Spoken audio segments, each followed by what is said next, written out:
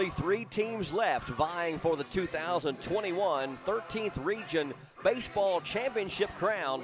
Welcome to PRTC TV. We're at Jackson County High School for the second semifinal game tonight on this Monday, June 7th. In the earlier game, it was Whitley County defeating Knox Central by a score of 8-5. And now in the nightcap, Whitley County will await the winner of this one, which features the Middlesboro Yellow Jackets and the home team, the Jackson County Generals. We're about to get underway. Jackson County is going to bat first here.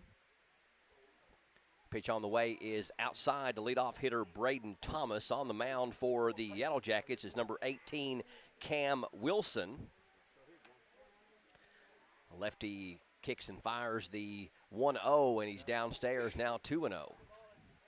Jackson County got here by knocking off Clay County in the opening round of the 49th District. They lost to North Laurel 9-2 and were the runner-up in the 49th. Ball 3 high to Braden Thomas. And then they knocked off two-time defending region champion Corbin 10-6 in the opening round of the 13th Region. 3-0 to the leadoff hitter Thomas, and that is strike one.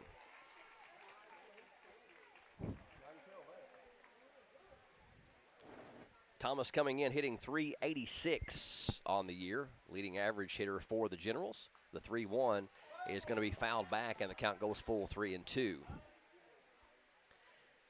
Had one team from all 4 of the districts in the 13th Region at the start of the night. It is the 49th District against the 52nd right now, as Middlesboro won the 52nd District. Ground ball towards short, up with it and across the diamond. It's in the dirt. Nice dig there by the first baseman on the throw from Tyler Harris over to Connor Winterberger.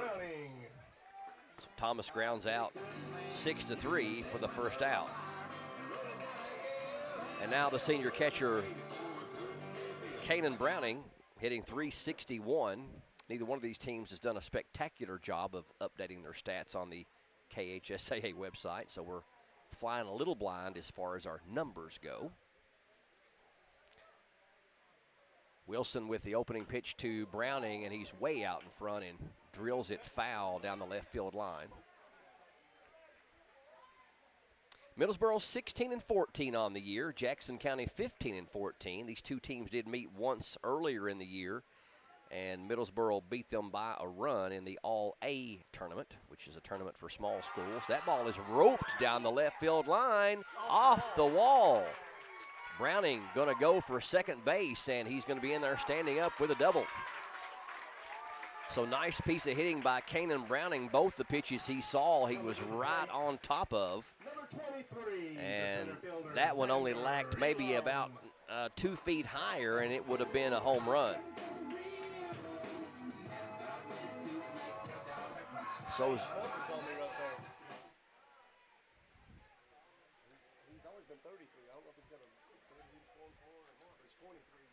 Xander Elam comes up to bat with a runner in scoring position, and that ball is in the dirt. Browning going to try to go to third, and the throw is high. Some aggressive base running by Browning, but a good throw nails him right there. But he's making them play.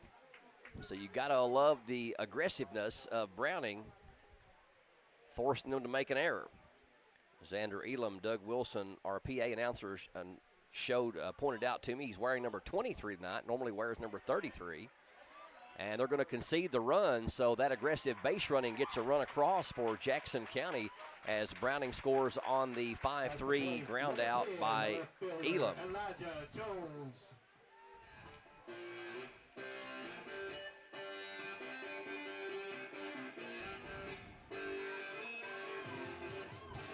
So Jackson County with 1 hit and 1 run in the inning, and they strike first. And the cleanup hitter, number 10, left fielder Elijah Jones, steps in there.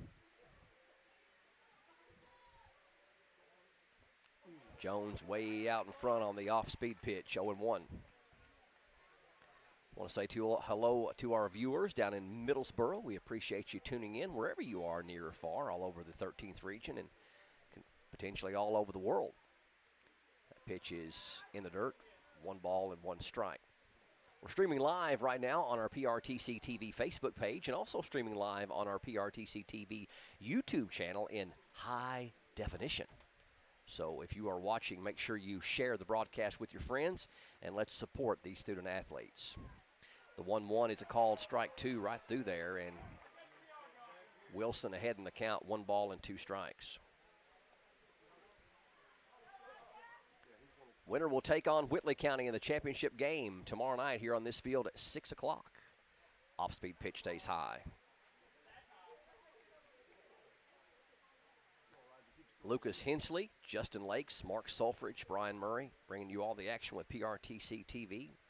Doug and Jenny Wilson up here in the booth with us as well. Pitch on the way is grounded toward the hole at short, and it ate him up.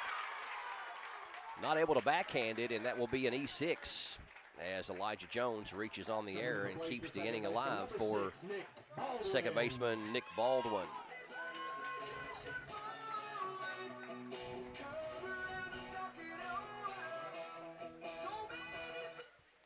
Mentioned these two teams played earlier in the season, with Middlesboro winning by a run. Wilson going to check the runner over and keep him honest. That was back on April the 6th that Jackson County played Middlesboro and lost 11-10 in the All-A tournament. The ball stays high. 1 ball, no strikes. Elijah Jones proving to be a bit of a distraction for pitcher Cam Wilson in this at bat. 1-0 is in the dirt, 2-0. Jackson County advanced on to the region. Now going back as far as online records go, back to 1999. They made the region in 2008, 2009, and 2018. District runner-ups in 08 and 09. District champs in 2018. Swung through that one now, 2-2. Jackson County did lose in all three. They lost all 3 times in the first round, most recently to Whitley County 11-0 back in 2018. Pitch is on the way. It's in the dirt now, 3-1. I talked to several people today about Jackson County and their history with the 13th region, and 2018 was the first time they had won the 49th district since 1987, which was my freshman year of high school. And that team that I was on, although I didn't get to play because we were loaded, we went to the regional semifinal and got beat by Cumberland High School. Strike 2 call. Winning pitcher for Cumberland High School in 1987 was Freddie Maggard. Went on to quarterback at UK. Yep. And he wasn't even their best starter. They had a boy named Lewis that was lights out back in 87. The pitch. Swung on, chopped. Could be trouble. Couldn't get out of his glove, but they do end up getting him. Nice recovery there by the third baseman and a nice dig by the first baseman as well. So at the end of a half inning, Jackson County does play to run as Kanan Browning crosses the plate. 1-0 Generals, and Middlesboro coming to bat for the first time when we come back on PRTC TV. There's so many great things about life in gig country, and PRTC is proud to be one more. A local internet provider with all the speed and reliability your family needs, backed by hometown service and support. Whether you need to just check email or power multiple Wi-Fi devices all over your home, we've got the right package for you. Stop by one of our friendly offices, give us a call, or visit us online to learn more. PRTC, your local internet connection. Fiber-powered internet from PRTC is fast, crazy fast. Experience crazy fast internet speeds from PRTC with reliable downloads up to 1 gig. Now you can surf, stream, game, chill with speed to spare. And with our new GigaSpire Blast, you'll enjoy the ultimate Wi-Fi experience everywhere in your home. Accelerate your internet. Contact PRTC to sign up or upgrade your internet today. Coach Dustin Coffey gives the ball to Gentry to start tonight. That is number 32, Caleb Gentry. Gentry, a junior on the season. He has pitched well, a 2.30 ERA, 4 wins against 1 loss. 28 strikeouts in 24 innings pitched. Gentry getting the start for the Generals, trying to launch them into the first regional final in Jackson County baseball school history, as far as I know. I talked to a lot of people today and over the last couple of days since the Generals won on Saturday, and the last team to go to a regional semifinal was in 1987 when Jackson County lost to Cumberland High School. I believe the final on that score was 4-1. I was a freshman on that team, and we were loaded. Mark McDaniel, Kevin Medlock, David Earl Smith, Dallas Hunter, Kip Wells, Jeff Browning, Lewis Lakes, Shane Morris, Shane Truitt, Greg Edwards, Frankie Hobbs, Sonny Gabbard, Dole Sparks, Jimmy Lakes, Charles Westerfield, Scotty Harrison. We had a really, really good baseball team. I probably left out a few of you guys, but I think we were like 22-4 that year, or 22-6, something like that. So Jackson County trying to do something that's never been done tonight, and that's for a Jackson County baseball team to advance to a regional final. Playing their best baseball of the year right now here at the end of the season. Gentry gets the ball against a very good Middlesboro Yellow Jacket team. Jackson County on top 1-0 as we go here to the bottom of the first. Leading off for Middlesboro is the center fielder Connor Mason.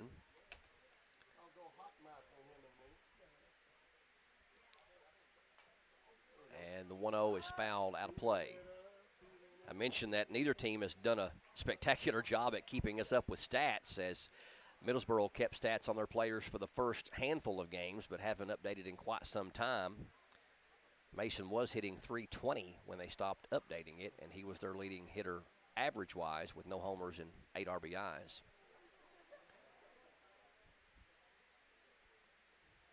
Middlesboro steep in history as far as coming out of the 52nd district. That's got Harlan County, Harlan Independent, Bell County, and Middlesboro in that district. The 1-1. Make that the 2-1, now 3-1 as Gentry. The last two pitches have been a little bit wild in the dirt.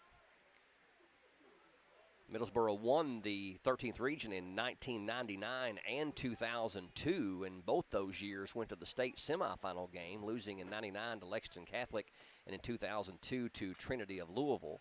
Ground ball toward short. Throw on to first is in time for the out. Braden Thomas with the 6-3 put out of Connor Mason, one away. Number 11, Tyler Harris. That'll bring up the shortstop, number 11, Tyler Harris.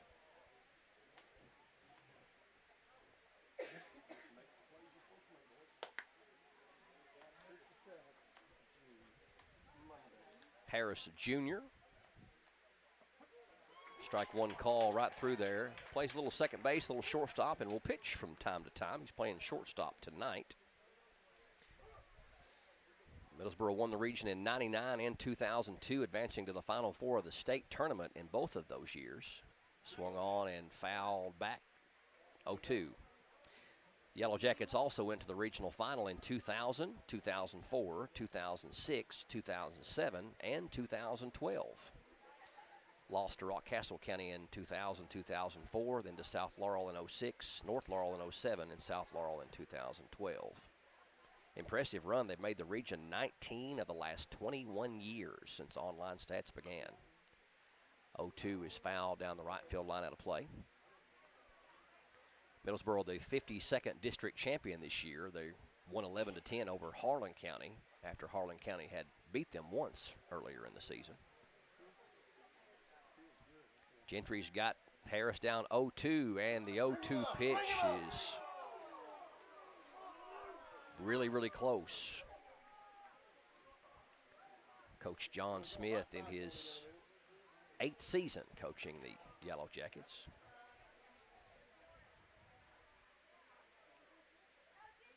(16-14) on the year, and just got a piece. Count remains 1-2. Of course, no baseball last year in 2020, but the Yellow Jackets were 16-11 in 2019.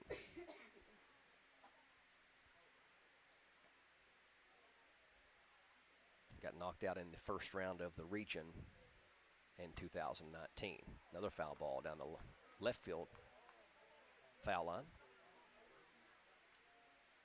Since Coach John Smith has taken the reins back in 2013, he has not been past the point they're at right now, which is the semifinal round of the region. Gentry kicks and fires with the 1-2, and again fouled off. This is going to go down the right field line foul. Coach Smith took them to the second round of the region, the semifinal round in 2013, 16, 17, and 2018. Lost in the first round of the region in 2014 and 2019.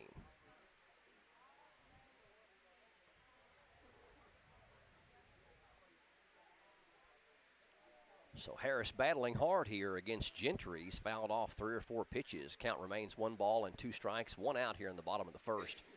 Jackson County with a 1-0 lead. The 1-2. And swung on and missed. High heat. So 2 up and 2 down for the Middlesboro Yellow Jackets. That'll bring up number 3, Lane Bayless, the second baseman. And I mentioned that Middlesboro hasn't put their stats online for the KHSAA website, but the early stats they did have, Bayless was hitting .319 with 4 home runs and 19 RBIs. So if the trend has continued, he's probably their leading hitter. So that pitch was a little bit high and tight. 1 ball, no strikes. Championship game will be tomorrow night here on this same field. 6 o'clock. That is also a ball, and the count has gone to 2-0.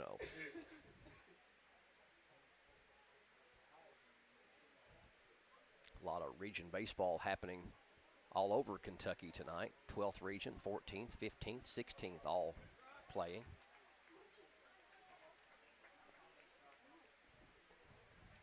Count has gone 3-0 to Luke Bayless, or Lane Bayless rather. Riley Gent, the catcher, would hit next. The 3-0 right down Broadway, 3-1. Again, if you are joining us on this Monday, June 7th, on our PRTC TV Facebook page or our PRTC TV YouTube channel, make sure you share the broadcast with your friends, and we continue to brag on and support these student athletes. Now batting the catcher, number 24, Riley Gent. Bayless draws the walk, and that'll be the first base runner for the Yellow Jackets, and bring up the cleanup hitter, number 24, the catcher, Riley Gent.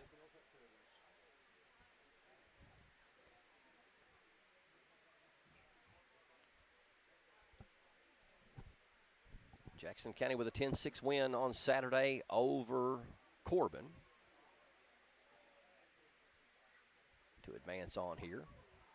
Off-speed pitch, and they've got him picked off, but then the ball gets thrown away into right field. I didn't really get a good look at it as far if it was just Browning's throw was that far wide, or if the first baseman Thompson just wasn't able to get over to get it, but it will be an error, which allows Bayless to go to second. I think they'll probably tag that an E2 on the catcher. But it could have went either way. Could have been on Thompson or Browning. Gentry keeping an eye on Bayless out there at second, but he needs to get the guy at the plate. Cleanup hitter Riley Gent.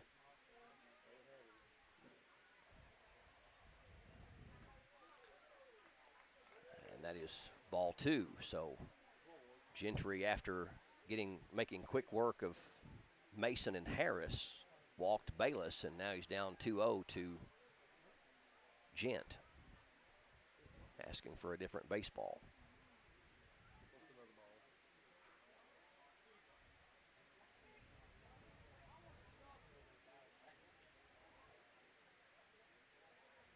Ball gets away, and one of the coaches of Jackson County, Adam Duncan, comes to retrieve it. And now we're set with the 2-0 pitch. Gentry from the stretch. And that is strike 1 on the outside edge. The ball had some tail on it. And may have looked like it ended up outside, but it was crossing the plate as it was moving from inside to out away from Gent. 2-1. Pitch, ground ball in the hole, and it's going to be stopped by the shortstop, or at least deflected, but the run is going to score as the left fielder for Jackson County Jones has a hard time picking the ball up. That grass could be wet out there, not only from the rain earlier, but also the dew. So a 2-out hit by Gent evens the score at 1. Courtesy runner for the catcher. Courtesy runner going to first for Riley Gent. They do that oftentimes so the catcher can have time to put his gear back on and be ready to take the field defensively. As a guy that once wore those, what they call the tools of ignorance for many a year, I know that's a helpful thing. Number 25, Connor Winterberger, the first baseman, bats with 2 outs. Lefty hitting in the 5 slot tonight for the Yellow Jackets. That is strike number 1.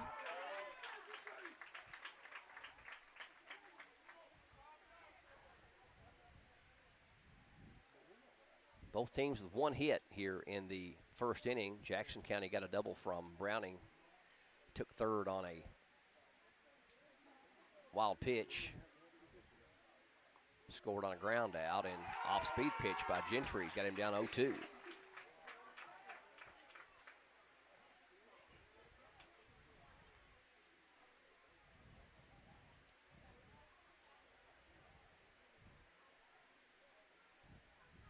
Now Gentry's going to try to get him to hit his pitch. 0-2. Runner going, and that's going to be thrown into center field.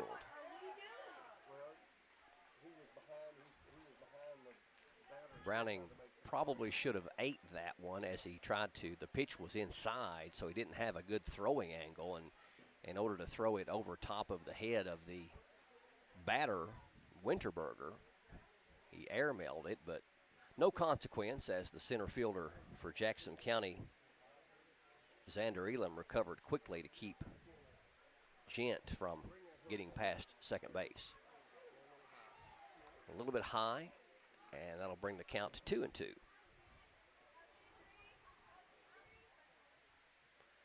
So Middlesboro trying to make some noise here in the first inning. They've tied the score up at 1, got a runner in scoring position with 2 outs, and the 2-2 count is a swing and a miss. So Gentry works out of a minor jam here in the bottom of the first, and at the end of 1, it is all even at 1 apiece. Jackson County and Middlesboro here on PRTC TV. How'd I do? You'll get better.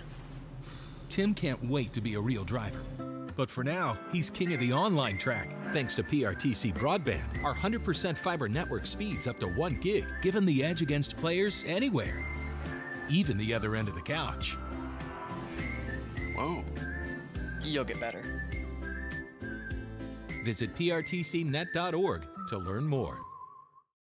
Located in the Jackson County Regional Industrial Park in Annville, Kentucky, the Jackson County McKee Industrial Development Authority helps companies and communities win. It is and always will be our mission to recruit new business and industry and support the people in our region. We want the people and industry to stay in Jackson County, and here's why. We offer workforce information and training, business planning for new and existing businesses, the fastest broadband in Kentucky, state-of-the-art facilities, and financial assistance and tax incentives. All of this with a rich culture of communities that care. We were just announced as a certified work-ready in progress area. What does this mean for Jackson County? It means that we're ready to go to work with a diverse, skilled, and dedicated workforce. We now have a prime 22-acre construction-ready location just off the newly constructed Highway 30 and only 18 miles from I-75. Close enough, yet far enough. We're Kentucky's advanced manufacturing hub.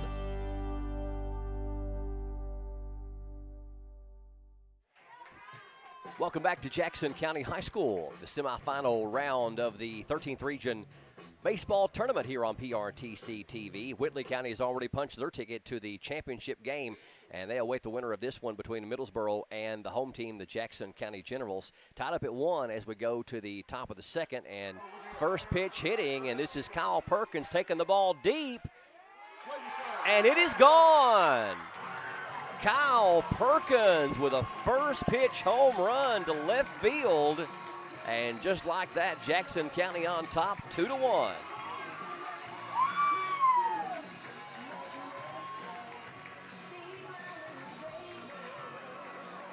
Big hit for Perkins there, as that is his second home run on the year. Big hit there for the Generals. Carries some momentum here into this second inning.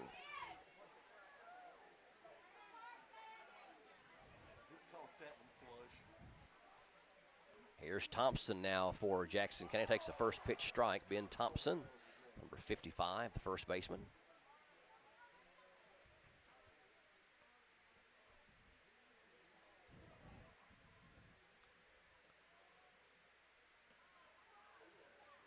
Pitch hangs a little bit outside. Now 1 ball, 1 strike. This is the fourth game I've had a chance to call here in this district and region this year, and only the second home run we've seen. Y'all might have had some on Saturday. Did you have some home runs on Saturday? Popped up down the third base line, foul territory, and Wilson going over and overran the baseball. So Thompson gets some new life there. And was there home runs hit on Saturday? Was there anybody? Player of the year? Yeah. Mark Solfridge. I missed it on Saturday. Knox Central had a grand slam on Saturday. Corbin had 2 home runs. Whitley County, they said the player of the year, Petrie, hit a home run as well. So Thompson with the 2-strike swing to shortstop. 1 hop play out there by Middlesboro's Tyler Harris, and throws across to first base for the 6-3 putout.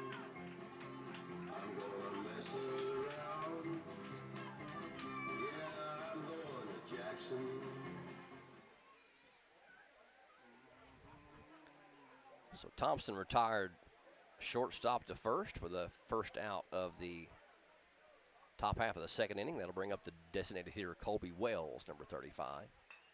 That ball is stroked toward left and going to get past the left fielder as he slipped and fell.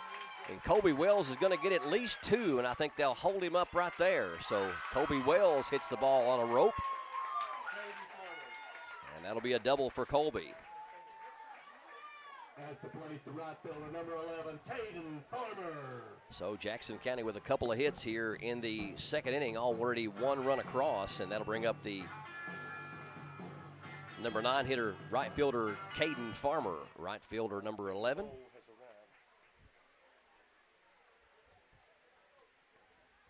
Lefty on lefty here, something you don't see a whole lot in high school sports, baseball rather.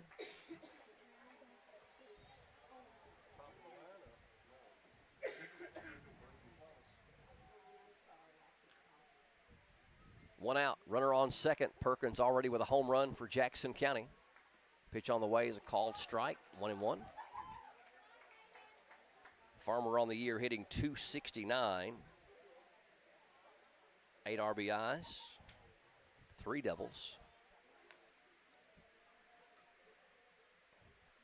The 1-1 from Wilson.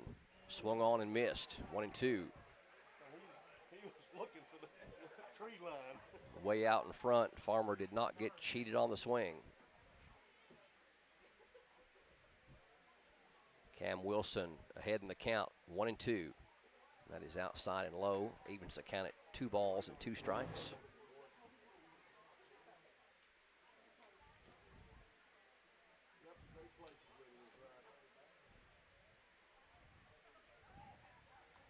Colby Wells leads off second with that 1-out double. Pitch on the way is swung and hit like a bullet down the first base line, but it's foul. Just call that a loud strike. That sends the message, don't throw that inside pitch anymore. So Farmer seemed like he's locked in pretty good here as far as seeing the baseball. See what Wilson brings him on the 2-2 pitch. Here it comes. Off speed. Ooh. Wowzer. Might have got an extra pitch there. Count is full. 3-2 is strike number 3. So Farmer At the plate, the shortstop, number 5, Braden Thomas. caught looking. That is the first strikeout of the night for Cam Wilson. And with 2 down, we go back to the top of the lineup with Braden Thomas. Grounded out to short his first time up. Thomas having a really good season at the plate, hitting nearly 400. Ball in the dirt. Good heads-up play there. You might have seen him throw his hand up, and that's basically signaling out to Colby Wells, stay where you are. Ball didn't get far enough away.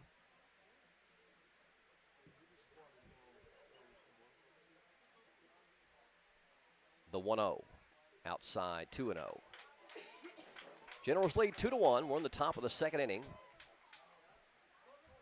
Whitley County beat Knox Central 8-5 in the first semifinal game tonight. And Whitley with 29 wins on the year. The pitch swung on. He's out in front down the right field line, foul, or first base line. Braden still with a hitter's count, 2 balls and 1 strike.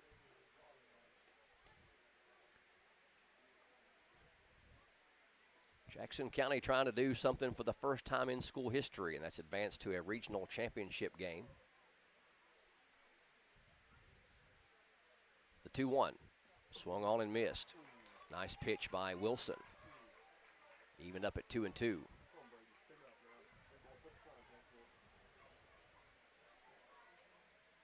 Wells out at second.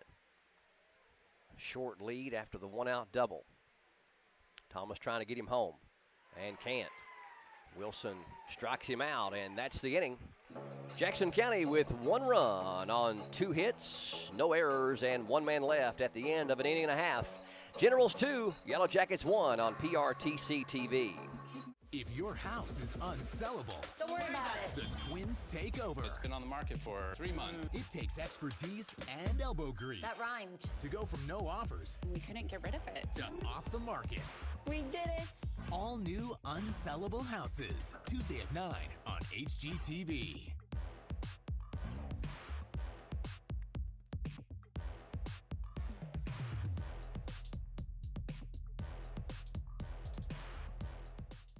Why, hello there, America. John Michael Higgins here, host of America Says.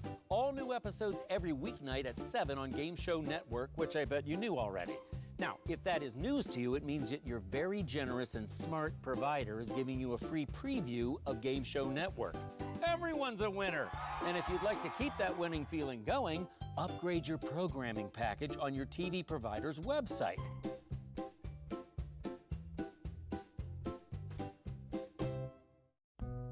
Yes, we're all quite over staying home right now. But we can make it better by streaming the great shows and movies we've been wanting to see. PRTC can help. With fast, reliable internet speeds up to 1 gig, enhanced by reliable Wi-Fi.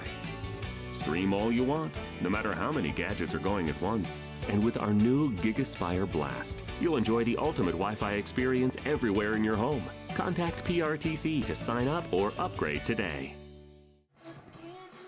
Yellow Jackets coming to bat here in the bottom of the second inning from Jackson County High School. This is the 2021 13th Region Baseball Tournament from Jackson County High School. Semifinal round as the Jackson County Generals, the home team, are taking on the Middlesboro Yellow Jackets. Jackson County with a 2-1 lead through a frame and a half. Middlesboro will send up batters number 6, 7, and 8 at the least. Chase Adkins, the designated hitter, number 21, will lead things off. And then Eric Helton, the third baseman, and Cam Wilson, the pitcher, to follow. Mentioned Middlesboro really enjoyed quite a great run in baseball from 1999 up till 2007. Won the region in 99, went to the regional final in 2000, won the region in 2002, then went to the regional final in 2004, 2006, and 2007. Strike call, Gentry getting started off right. So a real dominant 8 or 9 year stretch there for Middlesboro out of the 52nd district. We had one team from all 4 districts in the region represented here, which is relatively unusual. Ball bounces up there, 1-1. Jackson County from the 49th, Middlesboro from the 52nd. In the first game, it was the 50th district, Whitley County, and the 51st district, Knox Central, with Whitley County coming out on top. Pitch a little bit low, 2 balls and a strike. Of course, Whitley in that 50th district with Corbin and South Laurel, so that's 3 really tough schools there in baseball in the 50th district. The 2-1, and that is down low, 3-1. Whitley County actually went 11 straight years from 2006 to 2017 that they did not make the region. They didn't have enjoyed a resurgence here in the past 4 seasons, or 3 seasons. Foul ball off the screen, makes the count full, 3-2. So Gentry trying to battle back here after getting down 3-1.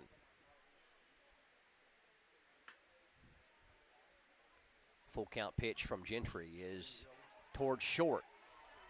Going to have to hurry with the throw, and he just got him. Nice play out there by Braden Thomas to gun it over to Thompson at first base to get the out. Baseman number 10, Eric Helton. Ball wouldn't hit too sharply, and Thomas had to really scoot that ball over there with some zip. Third baseman Eric Helton, number 10, coming to bat for the Yellow Jackets. The rain earlier today has made the infield slower, and so in order to get outs, you're going to have to go and get it. You can't wait for it to come to you. We saw a couple of balls in the first game that should have been catchable, but the defense was not playing aggressively. They were waiting for the ball to come to them. 1 ball, no strikes. Gentry throws strike 1 on the outside corner. Gentry with a couple of strikeouts here in the early going, both of those occurring back in the first inning, one on Tyler Harris and one on Connor Winterberger. The 1-1 is right through there, strike 2. Paint it right there, baby. Paint it right there. Mentioned Gentry has pitched well this year, a 2.30 ERA, 4-1 on the season. Not a big strikeout pitcher, 28 in 24 innings. Well, he's averaging about a strikeout an inning.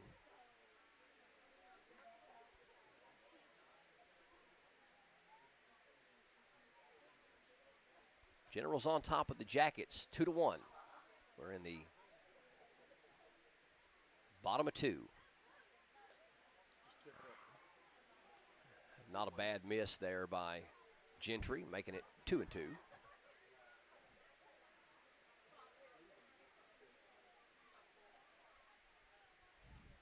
Got a great crowd on hand. The place is at capacity. Bounce back toward the pitcher, and Browning with a nice catch and throws it high over Thompson's head. But the runner cannot advance. Ball might have been slick. I seen Browning kind of wiping his hand on his pants. But that will go as an E2. At the plate, the pitcher, number 18, Cam Wilson. Actually, as the official scorer in my own world, I'm going to give him an infield single because that was a well-placed ball right in front of the plate. One of the shortest singles you'll see. Now the pitcher, left-handed batting and throwing, number 18, Cam Wilson.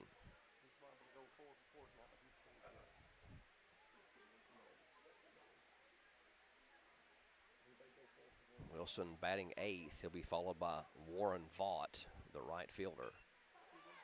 And that is poked down the left field line right over top of the third baseman's head, and up with it quickly is the left fielder Jones to stop the runner at second. So Wilson with the bloop single. And Middlesboro in business here with one out in the bottom of the second. Third hit surrendered by Gentry. And now we'll have the number 9 hitter, right fielder Warren Vaught.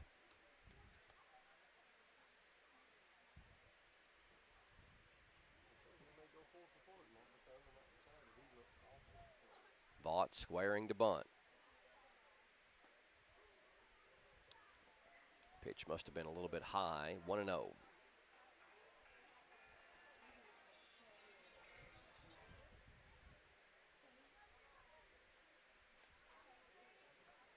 Gentry trying to work out of a little jam here in the second. Gets the sign from Browning. Throws back to second base, and ball gets loose, but not far enough for an issue as Nick Baldwin runs it down.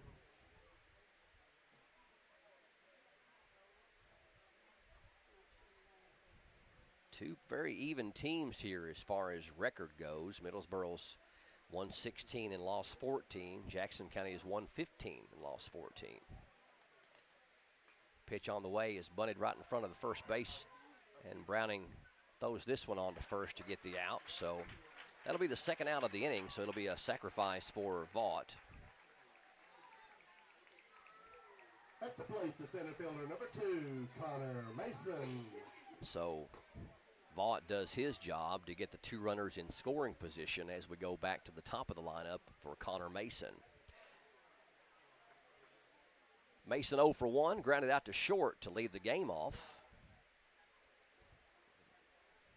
Gentry needing an out here to let the Generals maintain their 2-1 lead. Pitch on the way, awfully close. Umpire says a little bit low, 1-0.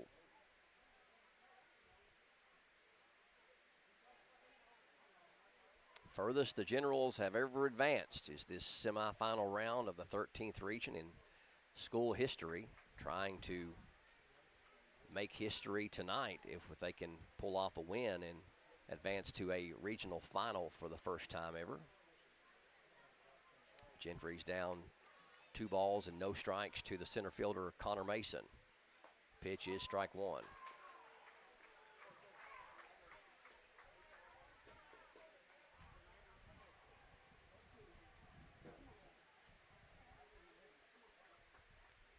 Runners lead from second and third, 2 balls and 1 strike. Gentry kicks and fires, and that ball is a little flare into the outfield. It's going to drop, and that'll score 2. So Middlesboro, just like that, regains the lead on the 2-run single by Connor Mason. At the plate, the shortstop, number 11, Tyler Harris. So Helton scores, and Wilson scores. And that'll bring up Tyler Harris, the shortstop, number 11. He struck out back in the first inning for the second out for the Yellow Jackets. Harris Jr. throw over to first. And Mason scampers back.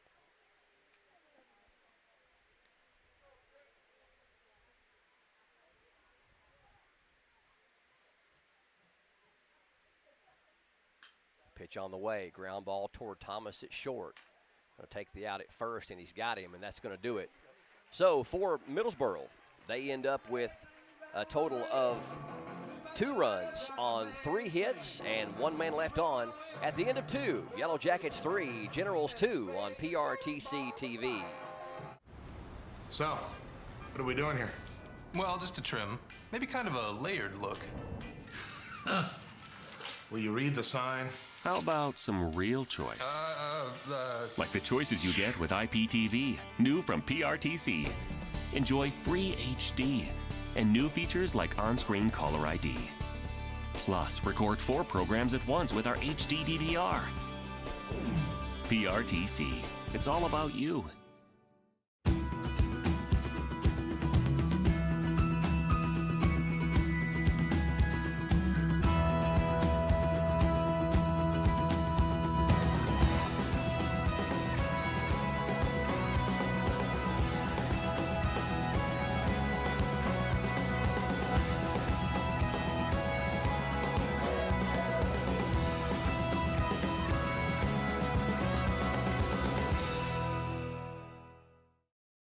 bundle from PRTC is your local choice for internet, TV, and phone at a better value. Our internet's faster than ever with consistent, affordable speeds no matter how many devices are online.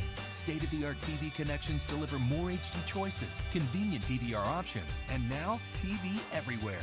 And unlimited local calling with new long-distance plans backed by exceptional 24-hour customer service. Make the local choice for a better value. Call or visit PRTC online today. Seesaw battle thus far between these two teams as it is Jackson County trailing Middlesboro 3-2 on PRTC TV. Jackson County scored in the top of the first inning as Kanan Browning had a one-out double and went to third on a wild pitch and scored on a Xander Elam ground out. Middlesboro came back and scored in the bottom of the first after Lane Bayless drew a two-out walk, and then Gent had a single, a little error involved in a stolen base, and Bayless scored on the Gent hit. First pitch from Wilson is popped straight up, and I'm talking about a sky ball. Shortstop comes over and makes the catch and retires Browning. At the plate, the center fielder, number 23, Xander Elam. So Browning 1 for 2 on the night. Xander Elam up next. Grounded out to third base and drove in a run in the first inning.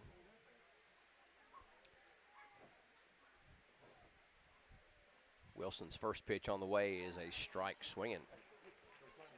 So after the General scored a run in the first and then Middlesboro came back with a run in the second, Perkins hit a leadoff home run in the second to make it 2-1. Then Middlesboro came back and scored twice in the bottom half to make it 3-2. So both teams have scored every time they batted thus far here tonight. Elam got the complete game win in the opening round of the district tournament, defeating Clay County. 8-5, I believe, was the final. That ball fouled out of play down the right field line. Now 0-2 on Xander.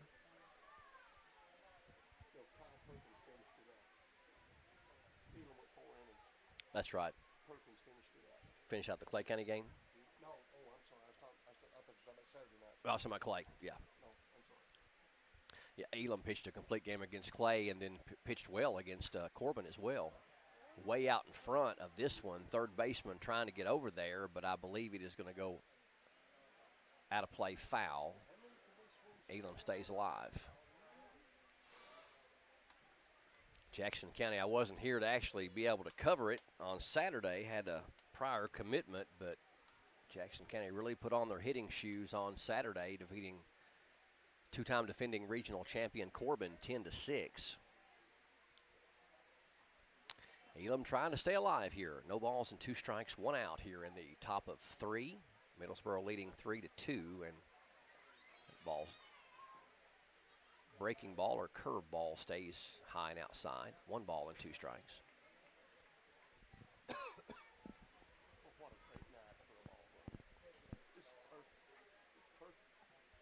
Wilson kicks and fires, and a looper into the gap. Elam, ball's going to go all the way to the wall. Elam's going to try to go for 3, and he's in there standing up. Now the first baseman is contending to the umpire that Elam did not touch first, and he's going to ask for the ball to be thrown over to first base, so we'll see what happens here. And the umpire says no, he did get the bag. So Xander Elam with a lead-off triple, actually a 1-out triple here in the third inning. And runner on third and less than 2 outs, a variety of ways you can get him in. Jones just got to put the ball in play. Joe Morgan said there's 9 ways. I think I can probably name most of them. I'd get 8. You got a hit, you got a sac fly, you got a ground out, pass ball, wild pitch, that's 5 of them. Balk, that's 6. There's a strike.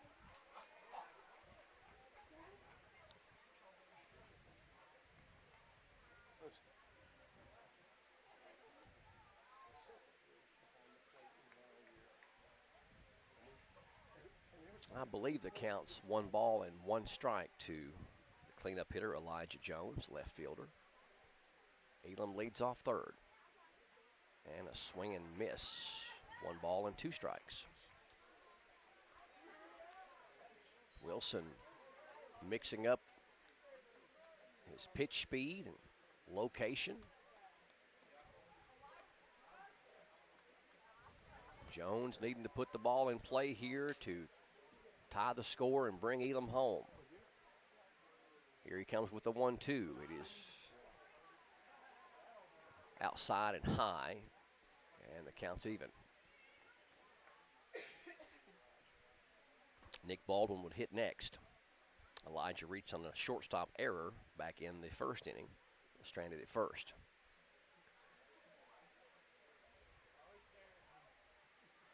Wilson steps off the rubber.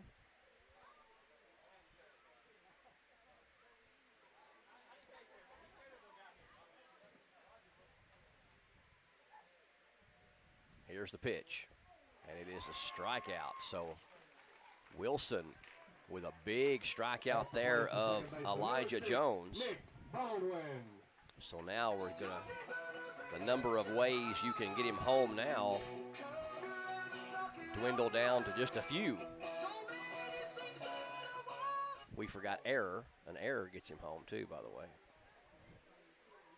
So now we've got to have wild pitch, pass ball, catcher interference. But we'd like to have just a hit. First pitch strike to Nick Baldwin. So after the 1-out triple by Elam, Wilson pitching well. Top of third, Middlesboro leading 3-2. 0-1 to Baldwin with Elam on third. The catcher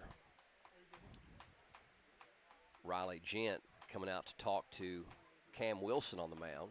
Might have got a little crossed up on their signals or just trying to get some specific pitches lined up for Baldwin. Baldwin grounded out to third his first time up to end the first inning. Pitch from Wilson is outside. 1 ball, 1 strike to the senior Nick Baldwin.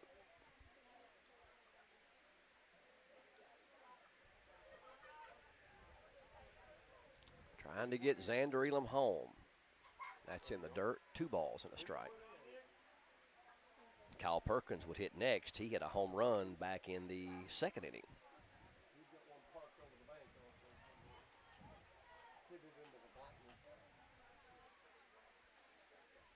Winner faces Whitley County tomorrow with the 13th Region Championship on the line.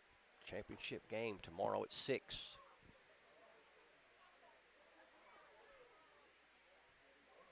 Time called by the umpire. Going to use this opportunity to dust the plate off.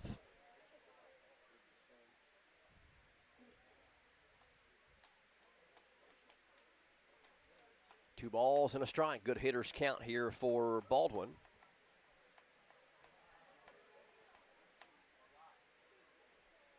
And here it comes. Swung on, hit down the third base line, but foul, and count evens at 2-2.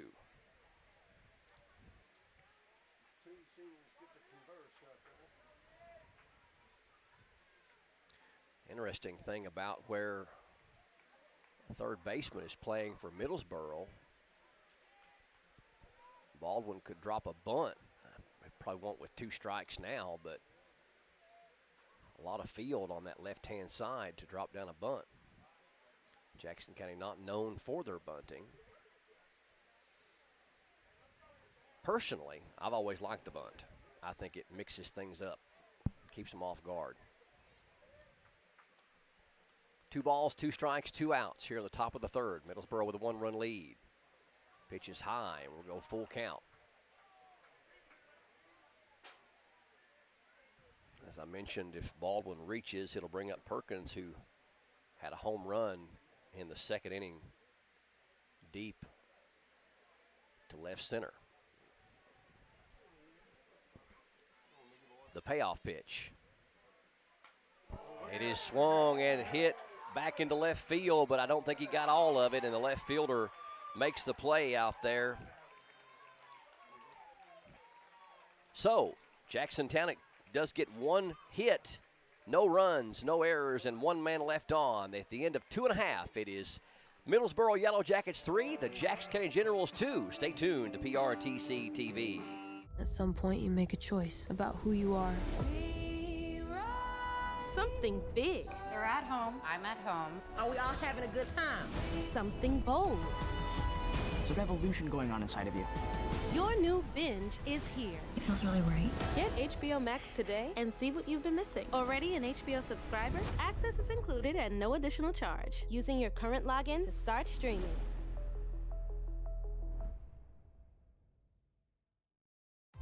This is TV. This is TV Set Free. TV everywhere from PRTC TV sets you free to watch what you want, where you want. Catch your favorite networks, including live TV, ready to watch on any web-connected device for no extra charge. That's TV Set Free. Enjoy the extra value of PRTC TV everywhere. Visit prtcnet.org and sign up today. There are lots of small reasons to have home phone service, and one very big one. 911 emergency location. Only a call from your home phone instantly transmits your address to emergency personnel. Cell phones can't. 911, what's your emergency? If trouble comes to your home, seconds count. PRTC Home Phone helps first responders do their job. It's a small price to pay for what you can save. Jackson County strands Xander Elam at third with his one-out triple, and Middlesboro maintains their one-run lead 3-2 as we go to the bottom of the third here at Jackson County High School. 13th Region semifinal game here. The winner of this one will take on Whitley County for the championship game tomorrow at this same venue at 6 o'clock. Middlesboro coming to bat. That'll send number, I think it's actually what that is, 3, 4, 5. Bayless, Gent, and Winterberger.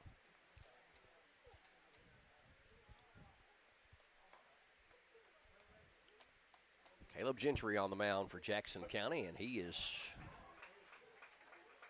throws a strike. 1 ball, 1 strike.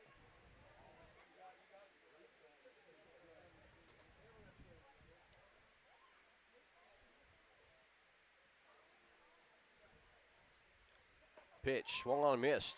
1 ball and 2 strikes. Bayless walked and ended up scoring on an error for Middlesboro's first run of the game.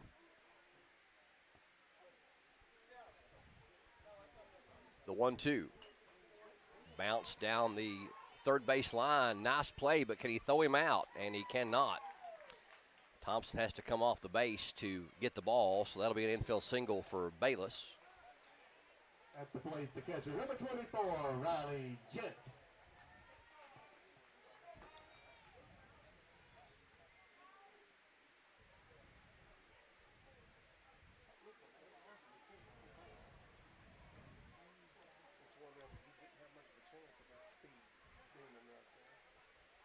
So Bayless on first with a leadoff infield single. That'll bring up Riley Gent.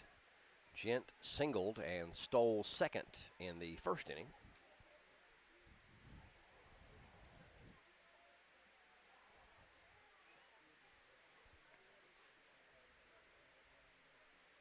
Number 24, the catcher.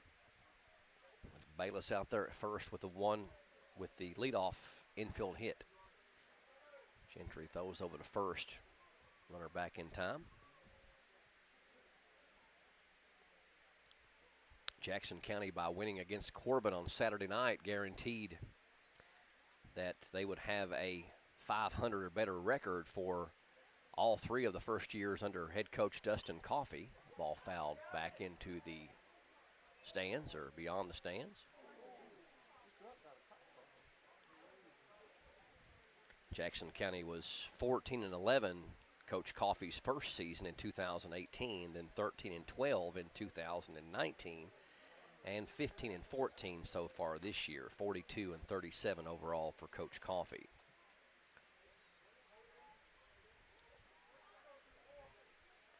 And here comes the 1-1.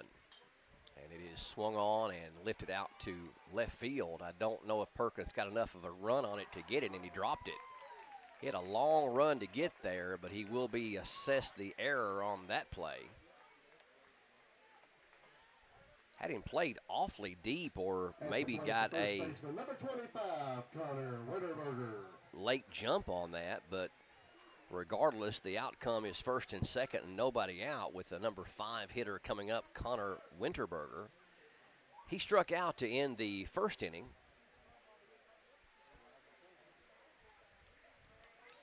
As far as Jackson County's best overall record here in the 21st century, which is as far back as online records go, it's actually been relatively recently.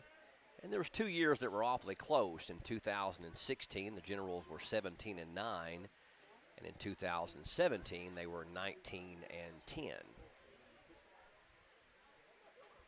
First and second, nobody out. Winterberger up there, the first baseman, number 25, squaring to bunt. And Gentry steps off the mound and makes sure the runners aren't trying to leave too early. Third baseman Kyle Perkins charging. Ball is bunted foul. So no balls and 1 strike. It's interesting when you consider where Winterberger hits in the lineup. You won't see a whole lot of times that your number 5 hitter would be bunting with runners at first and second.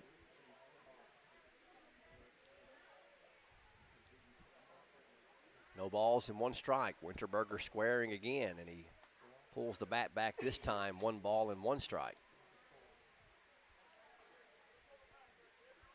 Middlesboro with 4 hits. Jackson County also with 4 hits. Middlesboro with an extra run to show for it. Jackson County's played just a little bit sloppy defensive-wise. They've had a couple 3 errors here in the game. And that is strike number 2, so that may take the bunt off the table for Winterberger.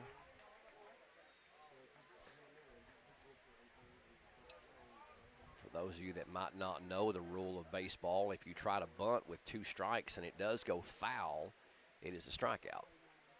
So that usually discourages players from bunting with 2 strikes unless they're a very, very good bunter. He is squaring.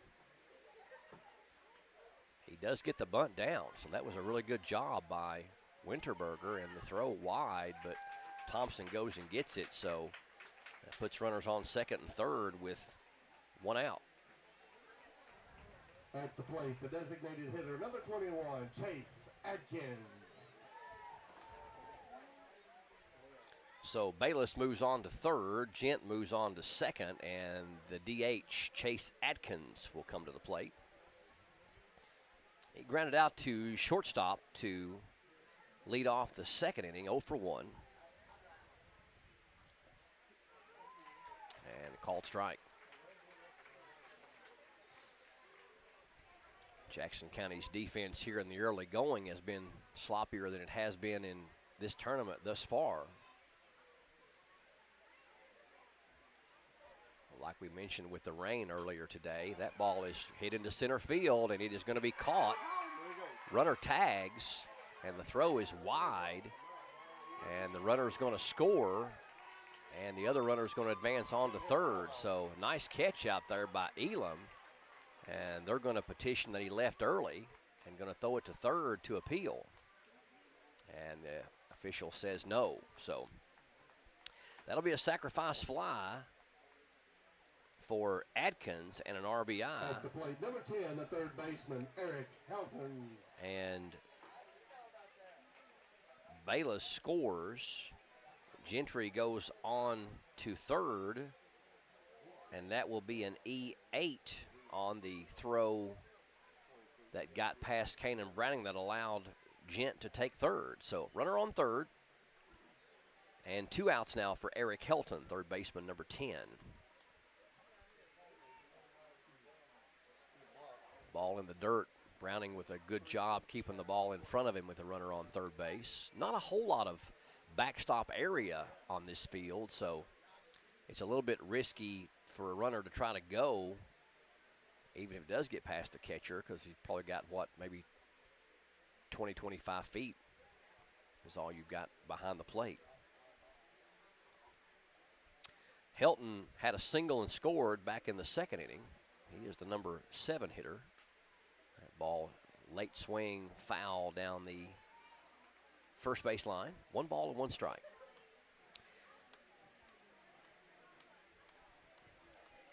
So with Middlesboro having runners on second and third with 1 out, it would be a bit of a moral victory for the Generals to get out of this with just 1 run scored.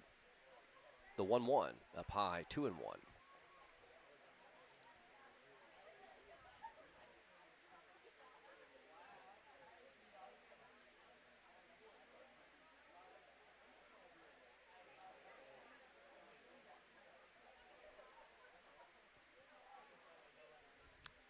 Gentry ready with the 2-1. That's up high, 3-1.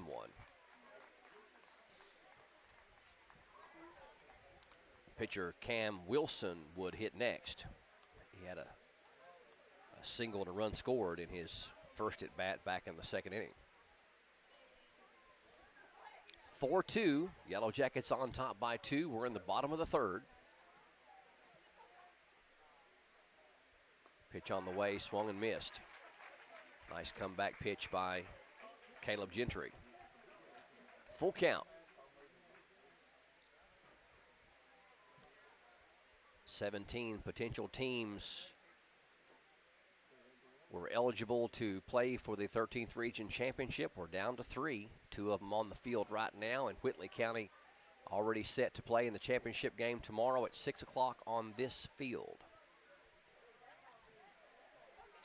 Big pitch here for Gentry. The 3-2 is ball 4. So Helton walks with 2 outs. And that'll bring up the pitcher, Cam Wilson. First and third. Pitcher could really help himself here, and Coach Coffey's going to go out and talk to his pitcher. Recognizes this is could be a pivotal point in the game here, because down by 2 runs here in the third, and you want to stop the damage right here, right now. And Wilson, not known necessarily for his hitting prowess, but he did have a big hit in the second inning with that looping hit over third base that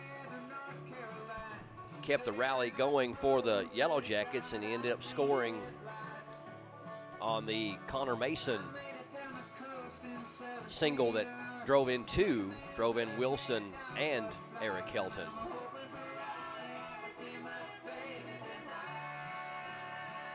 So Coach Coffey just wanting to settle his pitcher down.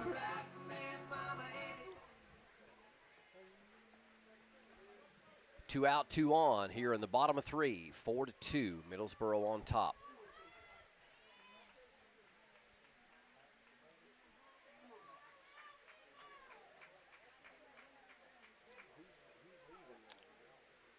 Wilson squaring to bunt with 2 outs. And they've got him in a pickle. Now the key here is that the runner scores before they get him out, and nobody's at second base. So huge mental error by the Generals. Not only aroused a run to score, but nobody was at second base. So Helton gets to take second base, and now he's in scoring position. Who do you give the error to? The whole team? Everybody gets an error. All of you.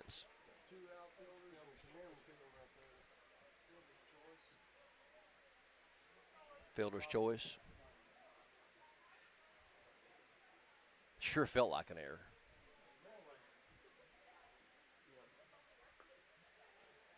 On the outside corner, a called strike. 1 ball and 1 strike.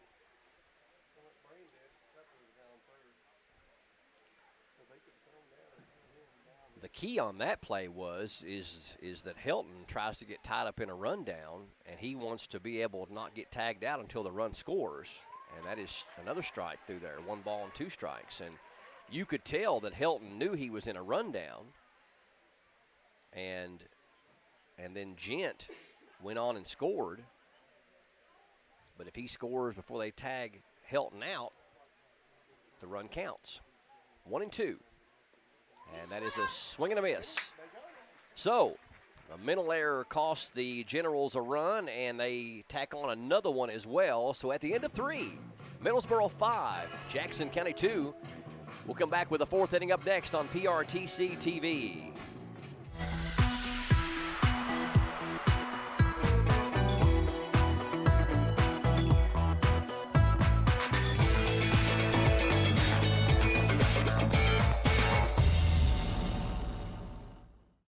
As a U.S. veteran, imagine getting the care you need without driving all the way to Lexington. At the Virtual Living Room in McKee, you'll have access to VA doctors who can prescribe medications through an easy-to-use computer set up in a private, comfortable environment inside the Jackson County Public Library. Schedule an appointment through your VA doctor today. Gigabit broadband internet service for the Virtual Living Room is provided by PRTC. From the ranch lands of Montana to Georgia's coastal plains, a nationwide effort is underway to bring high-speed internet to small-town America. Rural broadband providers are taking the initiative to bring advanced digital infrastructure to the regions and the people they serve. Their goal? To enhance quality of life by creating smart rural communities, which utilize a robust fiber network to jumpstart economic growth and improve access to first-rate education, healthcare, and government services. The work is far from over. Together, rural Americans will continue to drive growth and create opportunities by partnering with local telecom providers to build thriving, smart rural communities. And it all starts with the transformative power of rural broadband networks.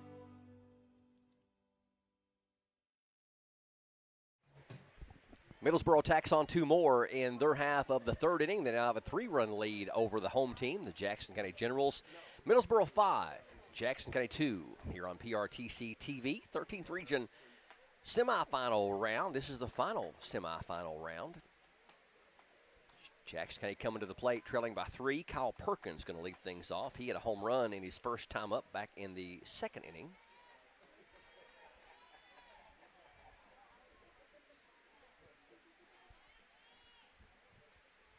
Cam Wilson for Middlesboro deals, and ball looked to be at least 6 inches outside, but called a strike.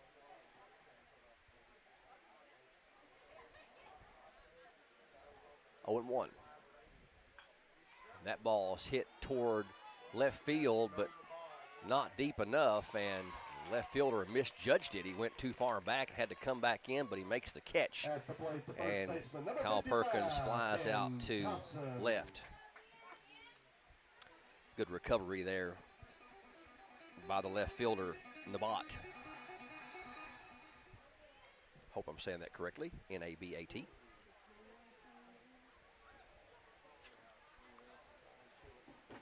That'll bring up the first baseman, Ben Thompson. And first pitch is a ball.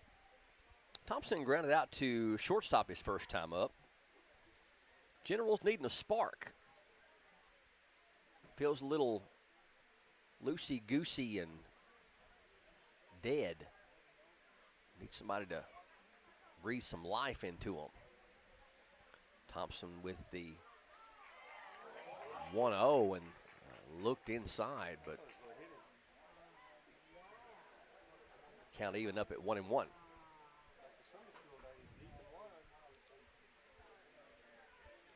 ball, 1 strike, and fouled down the first base line. 1 ball and 2 strikes. Jackson County with 4 hits on the night. We had a double from Kanan Browning, also a home run from Perkins, a double from Colby Wells, and a triple from Xander Elam. And out of all that, only with 2 runs. So Xander Elam got stranded at 3rd, and Wells got stranded at 2nd. Ball hit into the alley, but the right fielder going to run it down and drops the ball. You could tell that he was shielding himself from the lights there. At the plate, the designated hitter, number 35, Kobe Wells. So we'll see if Jackson County can take advantage of it. Coach Coffey, I think, is wanting to do a re-entry and like a pinch runner. That's going to be Orrin Frost, I believe.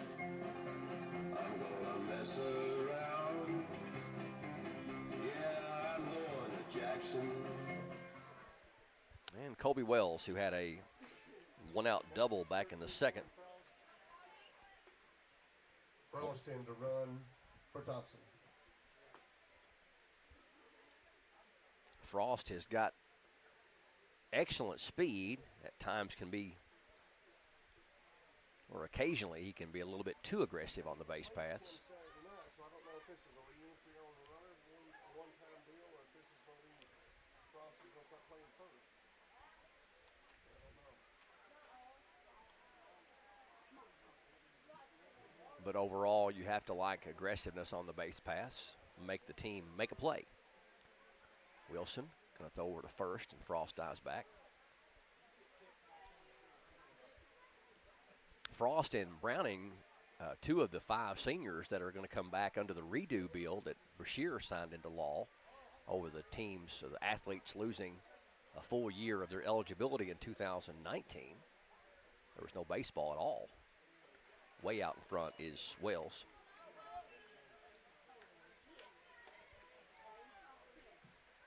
Kanan Browning and Orrin Frost coming back for a second senior year. The 0-1. That's a line drive. It's going to drop. Frost is going to round second and hold up right there. So Wells is 2 for 2. At the plate, the right fielder, number 11, Caden Farmer. So we got runners on first and second with one out. That's going to bring up the right fielder, Caden Farmer. Caden can put a ride into one. Like to see a big 3-run home run somewhere out there to right center field. Just watch it disappear into the darkness. First and second, one out. Lefty on lefty here, and time is called anyway, but Wilson was contemplating throwing back to second base. Just about a perfect weather evening for baseball. Little light breeze, just like baby bear soup. Not too hot, not too cold. Wilson ready with the pitch. And that's up high, 1-0.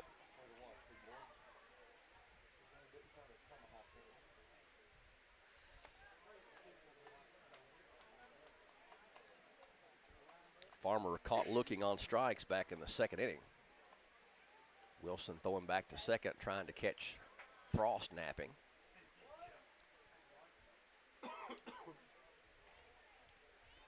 Middlesboro on top 5-2. We're in the top of the 4th inning. About midway through this second semifinal game.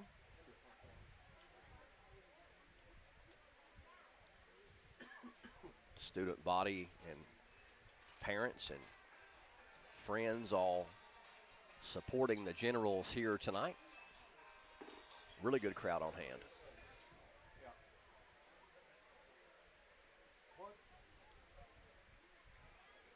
1-0 to Farmer. Swung on and missed. Ball up out of the zone. Farmer knew it after he swung and smacks himself in the helmet. Count even, 1 ball, 1 strike. Pretty good gap over there between second and first base as far as a ball hit over that way. Ball high, 2-1.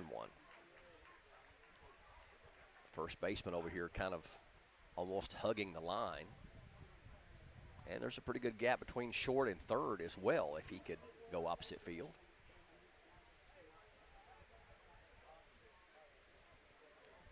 Good hitters count here for the right fielder Farmer. 2 balls and a strike. Runners on first and second, one out. Swung on and missed. And that pitch looked like it might have been down. Yeah, he's flying open. Way out in front and not in a position to hit it well. He's got to stay off, keep the head on the ball. And that is ball 3. So full count. Would be another intriguing spot for a hit and run with a full count and one out. Good speed out there at second base in Frost. The payoff. Frost is going. Swung on and missed. Throw down the third. Not in time. Ball gets away from the third baseman, but not far enough. And Colby Wells does take second on the strikeout. And we go back to the top of the lineup in Braden Thomas. Braden Thomas.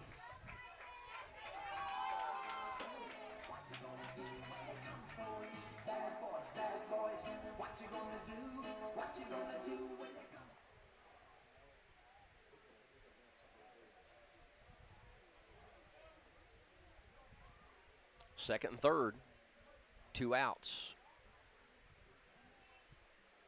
Braden Thomas, leadoff hitter up there, takes ball 1. Thomas 0 for 2, grounded out to short in the first and struck out in the second. Cam Wilson has pitched well for Middlesboro. The 1-0, that is inside, ball 2.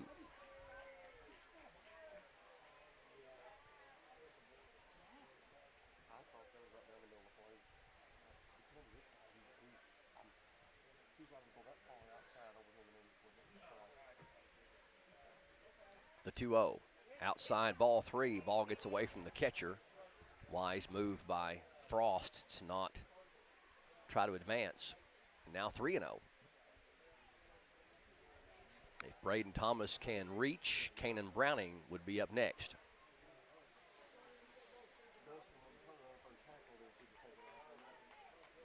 I think you give your leadoff hitter and your highest batting average player right here the green light, with 2 runners in scoring position and a 3-0 count.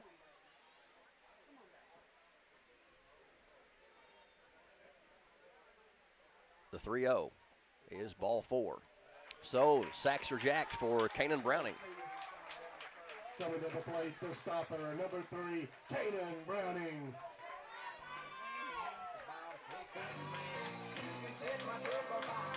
Known Kanan Browning and his mom and dad most of my life.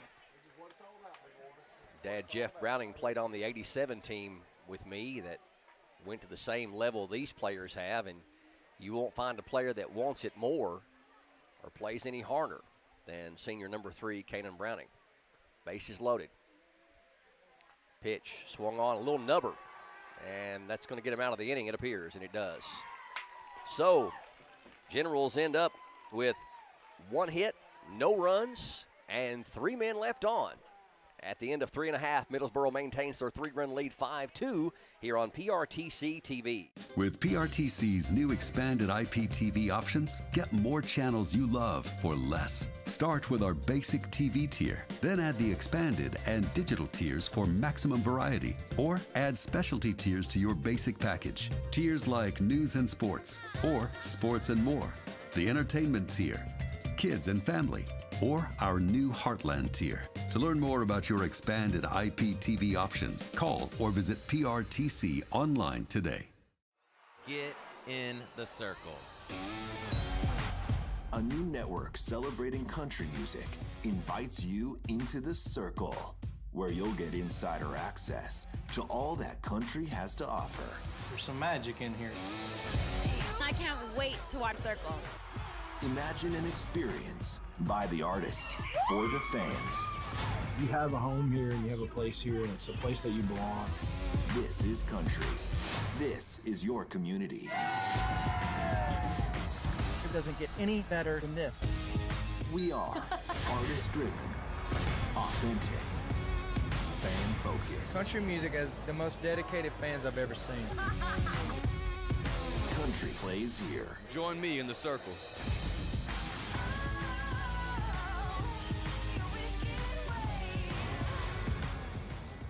Join us in the circle. Jackson County Generals strand 3 runners in that 4th inning, leaving the bases loaded. They've stranded 6 overall, find themselves down 5-2 to the 52nd district champions, the Middlesboro Yellow Jackets. Going to the bottom of the 4th, it's Middlesboro 5 and Jackson County 2 here on PRTC TV. For the Middlesboro Yellow Jackets, it'll be number 9, 1, and 2, Vaught to lead things off, then Mason and Harris for the Yellow Jackets. Generals have stranded 6, and Middlesboro has stranded 3, and both teams have 5 hits on the night. Jackson County playing a little uncharacteristic tonight as far as the way they've played otherwise here in the tournament. Not getting timely hits with runners in scoring position, and we've made 3 or 4 errors. Caleb Gentry back out there on the mound for Jackson County in his 4th inning of work, and he throws the first pitch ball high.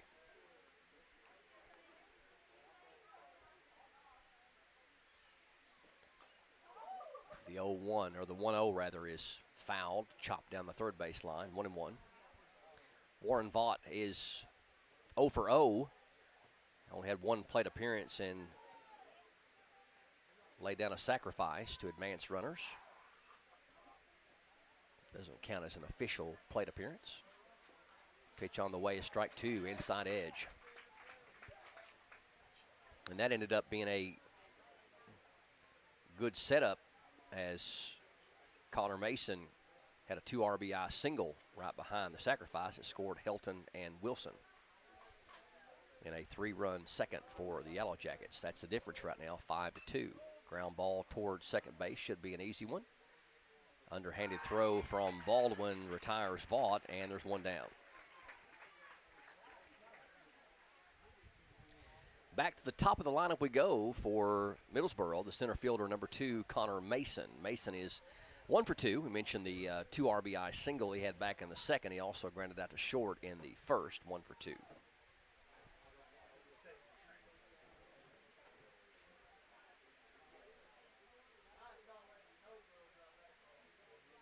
First pitch up high and outside, 1-0. Gentry's pitched better than the scoreboard reveals. He's given up 5 hits, but his defense has allowed 4 errors in the game. So of those 5 runs, probably just 1 or 2 are earned. Ball down low, now 2-0 to Connor Mason.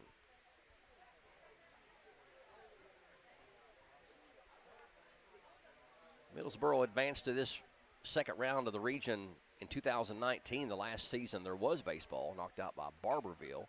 Ground ball, this one also to second base, and Baldwin again with an underhanded throw to Orrin Frost at first base, who took over for Thompson over there. So second verse, same as the first. 2 4-3 putouts, and it'll bring up Tyler Harris with 2 outs. Harris 0 for 2, struck out in the first and grounded out to short to end the second inning. Jackson County could get a quick 1-2-3 inning here, get our hitting shoes on. We'll have 3, 4, and 5 coming up in the next inning. Nice bunt there. Third baseman picks it up but can't throw him out. That's just a clean hit for Tyler Harris. You won't see a whole lot better bunts than that one right there.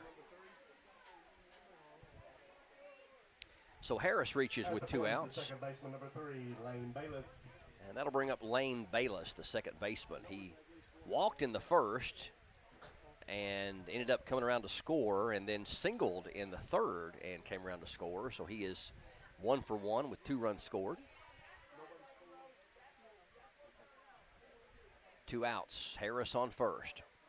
Harris with a big lead, and again, Middlesboro coaching staff, for whatever reason, elected to not put hardly any stats on their players available for view on the KHSAA website, but he looks fast.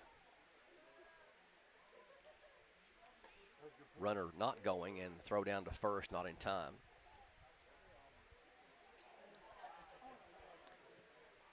Ball one high to Bayless. Now, of the stats that they do have on here, Harris is 12 for 14 in stolen base attempts and does lead the team. The 1-0. Strike one right down the middle. Evens the count at 1-1.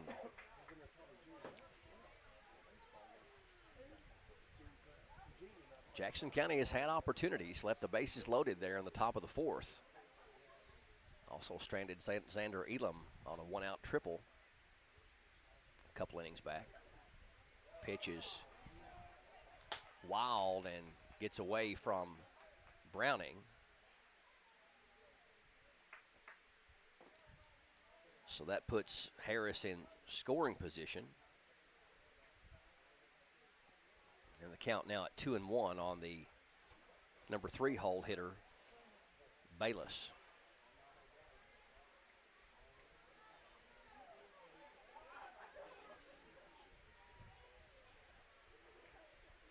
Still plenty of baseball to be played. Generals will get 3 more at bats at least. Shortstop trying to sneak in behind the runner, but Harris saw it coming and just moseys on over to second base.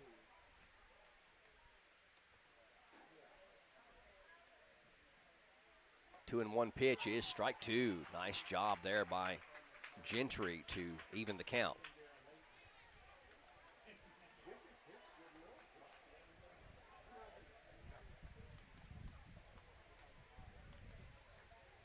Two balls and 2 strikes. Gentry kicks and fires. It is fouled back.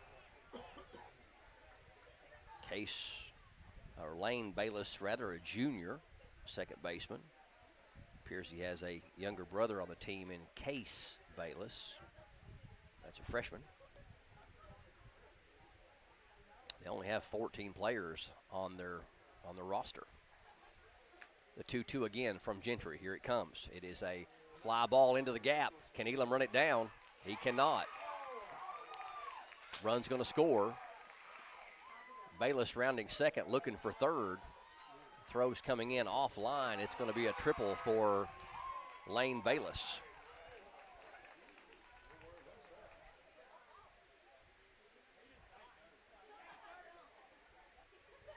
Nice effort out there by Elam. Looked like he came close to making the play. But Bayless having a great night at the plate, now 2 for 2.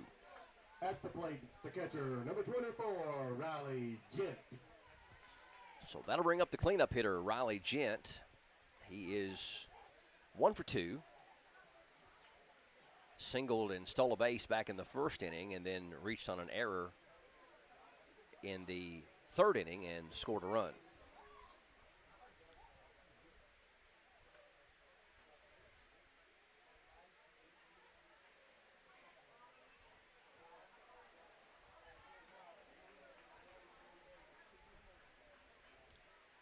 As I said earlier in the inning, Gentry has pitched better than the scoreboard reveals, down 6-2. But the defense is going to have to tighten up, and the offense is going to have to get some hits with runners in scoring position. Strike call and a delayed call from the umpire, and he's taking a long look into the Middlesboro dugout.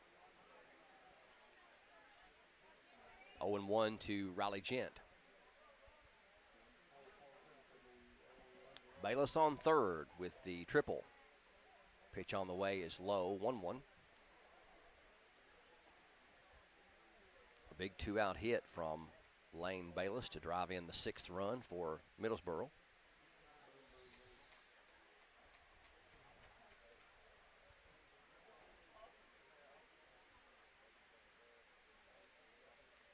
Gentry ready with the 1-1. Bounce foul. And Caleb ahead in the count, 1 ball and 2 strikes.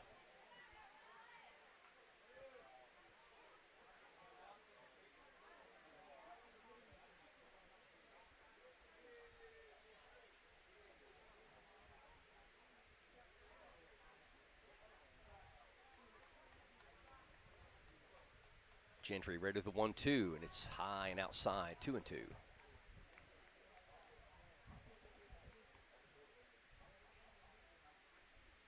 Connor Winterberger would hit next if Gent can reach base safely.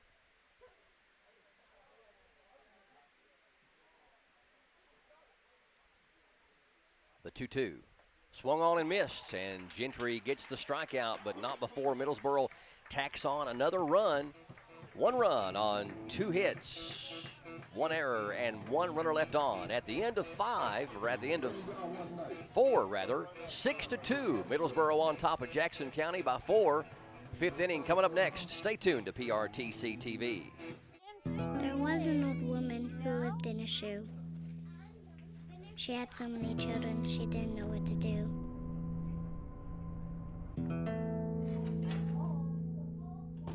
She gave them some broth without any bread and kissed them all soundly and put them to bed. Hunger is a story we can end. End it at feedingamerica.org. Jessica, we need to leave right now. I need to get something. Dance recitals are so boring. There's a meeting no one knows. Waiting to be set So, free. what's the empty suitcase for? The grand prize trophy. Duh. Confidence. Pass it on. I was born to be somebody. Okay, bye. You know, your dad and I are thinking about dropping the home phone service. Really, Mom? Have you thought this through? Yeah, we were just thinking that. About dropped calls, or dead cell phone batteries, or not being able to use the phones we have all over the house? Well, we weren't thinking about all that. I'm sure you'll make the right decision, Mom. There are a lot of good reasons to have home phone service, and when you keep your service with PRTC, it's a great value. Think it through, then contact PRTC. Top of the 5th inning here from Jackson County High School on PRTC TV. Jackson County trailing Middlesboro 6-2, and they will send the 3, 4, and 5 hitters to the plate. Xander Elam, Elijah Jones, and Nick Baldwin. Xander Elam 1 for 2. Drove in a run with a ground out to third in the 1st inning. Had a 1-out triple in the 3rd inning, but was stranded there. 1 for 2 for the senior.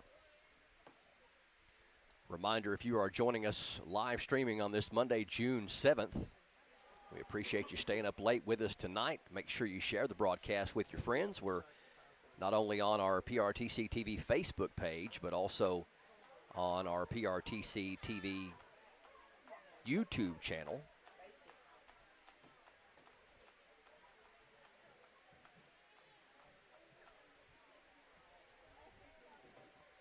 Cam Wilson has pitched well. Pitched out of some trouble here tonight. Goes to work for his 5th inning. First pitch to Elam is swung on and hit deep. It may get out of here, and it is gone. Xander Elam dials up the long ball. Second solo shot of the game for Jackson County and trims that lead from 4 down to 3. Elam with a first pitch swinging deep over the left field wall.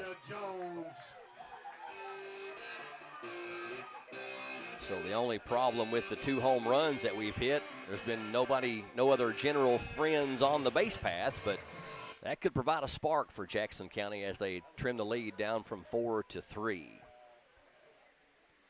That'll bring up the cleanup hitter Elijah Jones, and first pitch swinging foul down the third base line. Elijah 0 for 2, reached on a shortstop error in the 1st inning, was stranded at first, and then struck out swinging in the 3rd inning.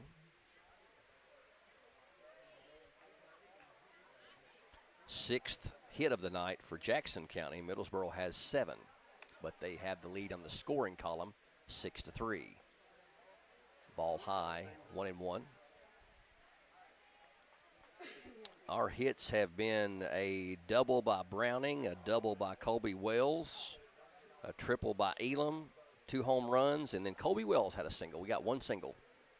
1 single, 2 doubles, a triple, and a couple of home runs. And the single was this one for the cycle. That was the last one for the cycle.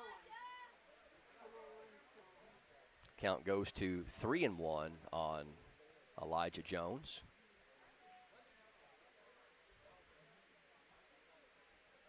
Wilson ready. And that is up high. Actually, it was a 2-1 count. Now 3-1.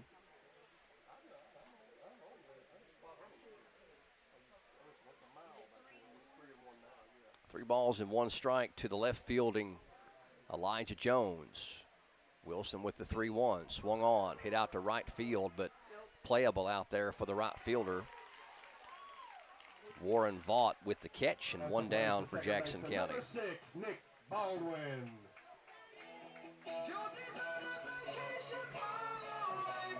Baldwin steps up, the second baseman, number 6. He is 0 for 2, grounded out to third, and flew out to left in the first and third innings.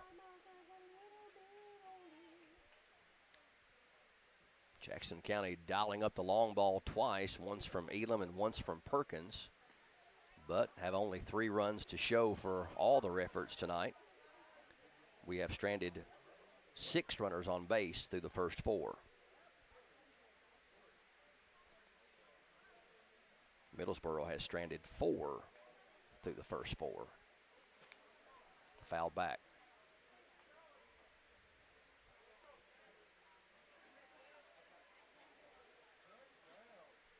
Count even at 1-1 to the senior second baseman, Nick Baldwin.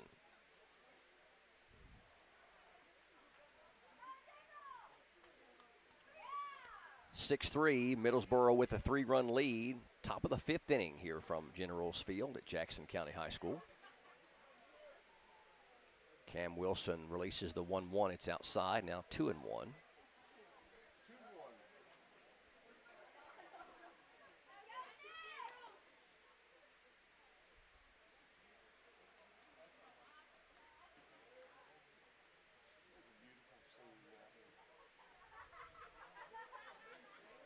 And the pitch.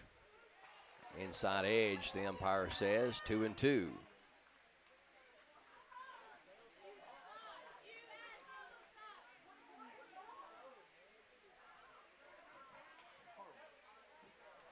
Two balls and 2 strikes. Here it comes, and it's chopped foul. Baldwin keeping the at-bat alive, looking for his first hit tonight. Perkins on deck. He is 1 for 2 with a home run and a fly out to left field.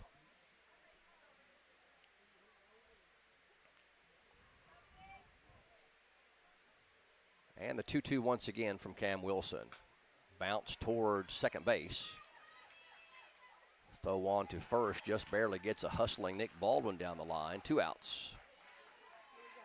At the plate, the third baseman, number 7, Kyle Perkins. That'll bring up third baseman Kyle Perkins.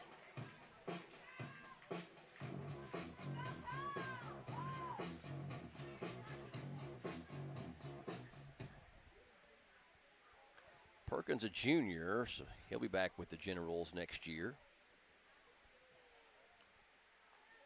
Seniors on the squad are Nick Baldwin, Kanan Browning, Xander Elam, Orrin Frost, and Ben Thompson. Strike call, no balls and a strike.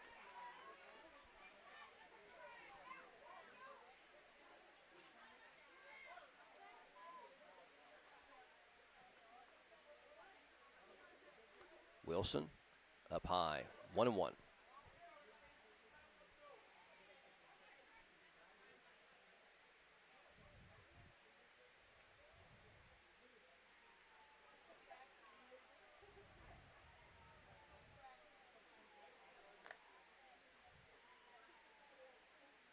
Outside, 2-1.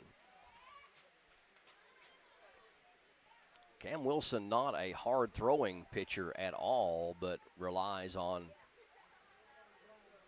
mixing speeds a bit and also control and placement of his pitches. The 2-1. Swung on and popped up. First baseman over, and he dropped it. So a little bit of a gift for the Generals, and that will be the at the plate, number 13, the first baseman. third error of the night for Middlesboro.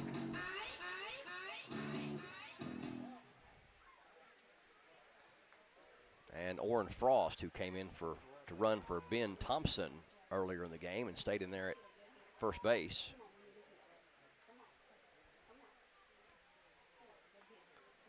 Frost, his first plate appearance here tonight with Perkins on first, reaching on the air.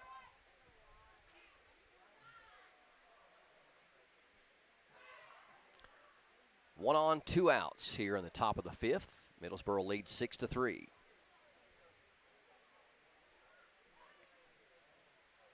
Jackson County playing the visitor role in this tournament, even though it's on their home field. Pitch on the way is low and outside.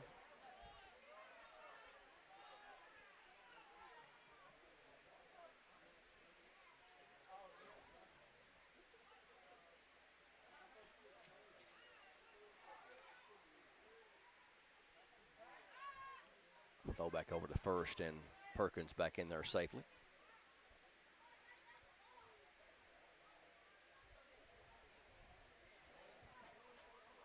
Middlesboro looking to advance to their 7th regional final in the last 20 years or so. Pitch on the way is down and away. 2-0. Colby Wells on deck if Orrin Frost can reach. Crowd is quiet. Predominantly home crowd rooting on the Generals, needing something to cheer about. The 2-0 is a ball 3 outside. So Frost working the count to 3-0.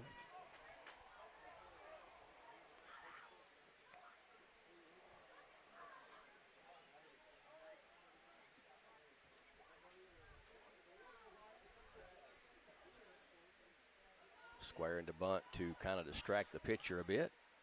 The 3-0 is called strike.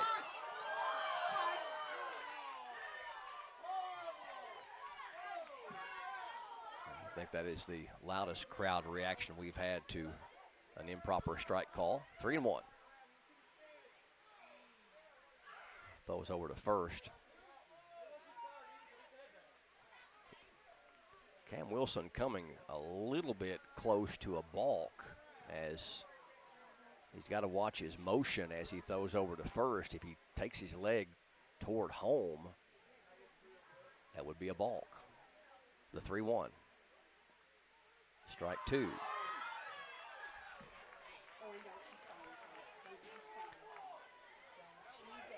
Full count. Runner should be moving here with 2 outs. A base hit in an alley could score Perkins. Full count. It is popped up. 3 fielders converging, and it's going to drop. Perkins is going to score, and the lead down to 2 now as ball got caught up in the lights, and the center fielder, left fielder, and shortstop all convened.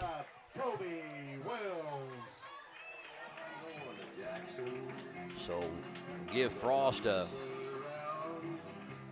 reaching on the air. I think you could probably say that would be an E7, as the left fielder probably had the best shot at the baseball. Perkins scores, second run of the inning for Jackson County, and the lead down to 2. And now the DH, Colby Wells. He is 2 for 2, double and a single. Frost leads off first. Ball outside. Wells had a monumental hit in the Clay County game that was a bit of a backbreaker for the Tigers, a 2-out, 2-run single with the bases loaded that put the Generals up 4-2, and they never looked back. Frost is going to try to run, and he is going to be thrown out. So Another mental error ends the inning for Jackson County. They score twice in the inning. They have 2 runs on 1 hit, 2 errors by Middlesboro, and 1 runner left on. At the end of 4.5, Middlesboro 6 and Jackson County 4 on PRTC TV.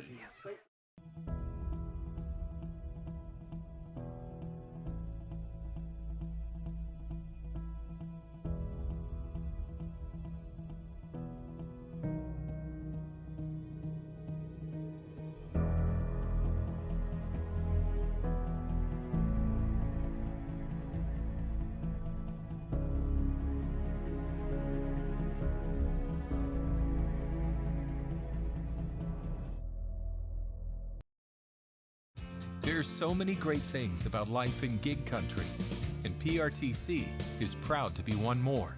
A local internet provider with all the speed and reliability your family needs, backed by hometown service and support.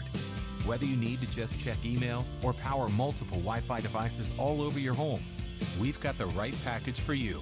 Stop by one of our friendly offices, give us a call, or visit us online to learn more. PRTC, your local internet connection.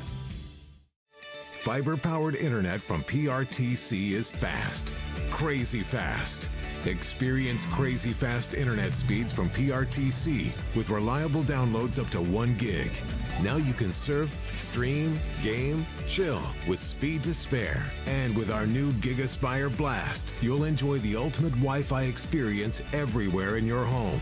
Accelerate your internet. Contact PRTC to sign up or upgrade your internet today. How'd I do? You'll get better. Tim can't wait to be a real driver. But for now, he's king of the online track. Thanks to PRTC Broadband, our 100% fiber network speeds up to 1 gig, give him the edge against players anywhere, even the other end of the couch. Whoa. You'll get better. Visit prtcnet.org to learn more. Welcome back to PRTC TV and our exclusive coverage of the 2021 13th Region Baseball Tournament from Jackson County High School. Generals run themselves out of an inning there in the top of 5, but they do cut the lead down from 4 runs down to 2. And new pitcher coming in is Nick Baldwin, who is on second base, and he is going to relieve Caleb Gentry. Gentry goes over to third base. Where did Perkins go? Is that Perkins or is that Gentry? I mean, I'll get you out in a minute. Perkins went to second, Gentry at third. So Perkins moves to second, Gentry moves to third, and Nick Baldwin is the new pitcher for Jackson County. And he will face hitters 5, 6, and 7. Connor Winterberger, the first baseman, to lead things off. Chase Atkins to follow, then Eric Helton. And he's fallen behind 2-0. Winterberger is 0 for 1, struck out in the first inning, and had a sacrifice bunt back in the third. 3-0.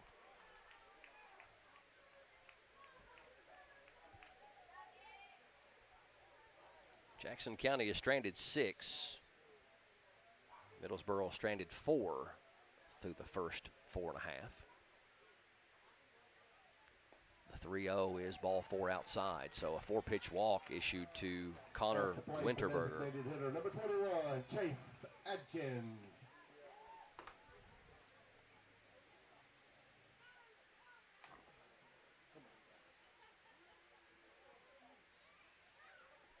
Only the second walk issued by Generals pitching in the game.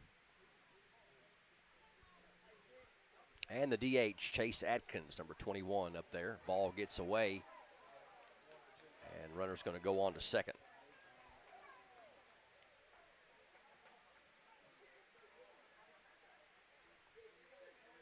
So runner in scoring position for Middlesboro with nobody out here in the bottom of the 5th. They have a 2-run lead, 6-4 over Jackson County.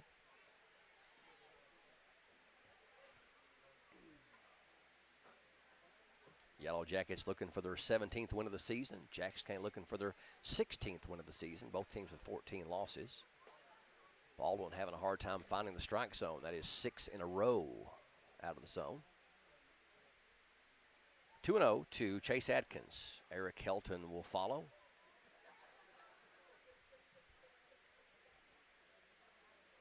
The 2-0 is ball 3.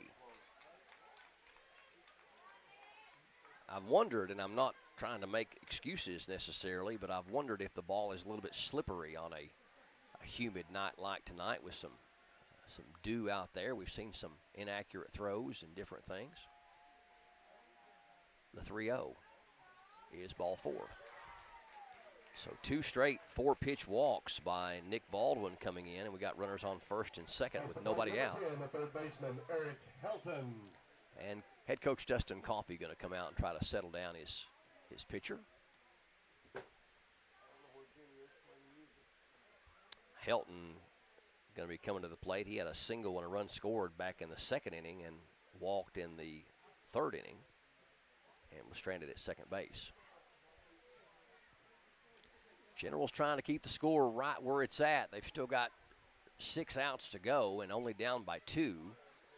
Jackson County has had a couple of solo home runs, one off the bat of Kyle Perkins in the second and one off the bat of Xander Elam in the 5th inning. Both were solo home runs.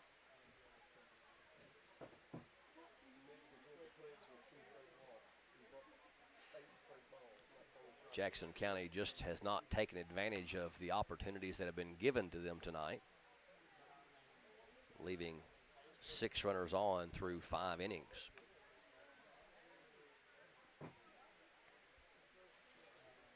Helton squaring to bunt, and it is a strike. So that's what your head coach does. Comes out there and instills a little shot of confidence in his pitcher. First strike he's been able to throw in 9 pitches thus far. And Baldwin may have found his groove. Pitch on the way is fouled back, so now it's 0-2. And that should take the bunt off the table for Helton 0-2, but you never know. Cam Wilson would hit next. He is squaring to bunt 0-2. And he pops it up. It is caught, and the runners didn't get too far away, but nice play there by number 32, Caleb Gentry, to come in from third and catch that pop-up. Cam Wilson. So a big first out for the Generals, and it'll bring up number 18, Cam Wilson. Wilson has pitched 5 innings for Middlesboro. First pitch is strike 1. So after struggling with the first 2 hitters he faced, Baldwin did not throw a single ball to Helton, and he's got Wilson down 0-1. And that gets away from Browning, but he recovers nicely to keep the runners right where they are. 1 ball, 1 strike. Warren Vaught would hit next for Middlesboro, the right fielder.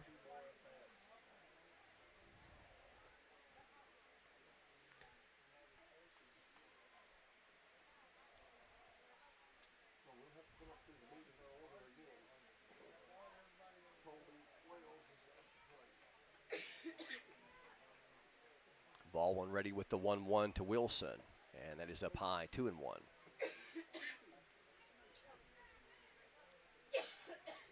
Connor Winterberger led off with a walk, went to second on a pass ball, and then Chase Adkins singled.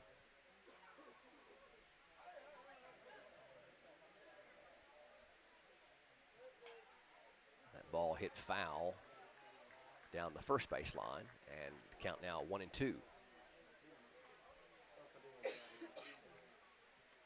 They got Helton to pop up a 2-strike bunt that Gentry came in and caught nicely.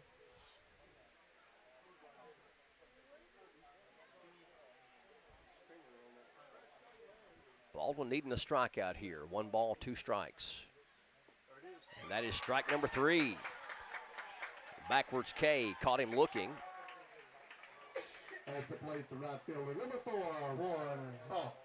And that'll bring up number 4, Warren Vaught, the right fielder. He is 0 for 1. Had a sacrifice back in the 2nd inning to set up a 2 RBI single by Connor Mason, and then grounded out to second in his other at bat. Ground ball to short, and Thomas misplays it. And that'll be an error on the shortstop, and the bases are loaded, and we go back to the top of the lineup. A missed opportunity there as we bring up a really good hitter in Connor Mason. To the plate, the center fielder, number 2, Connor Mason.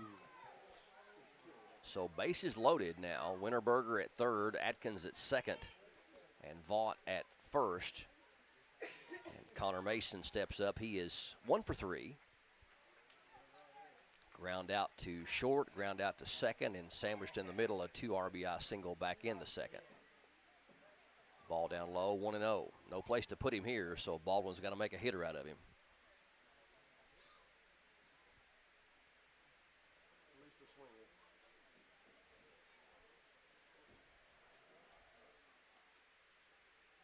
The 1-0 in the dirt. Nice block by Kanan Browning. And the throw goes away. Third baseman, the runner on third, not paying attention, or he could have probably broke and scored. But untypical of this Jackson County team tonight, as many mental errors as we have made. The Generals fortunate to only be down 2, 6-4.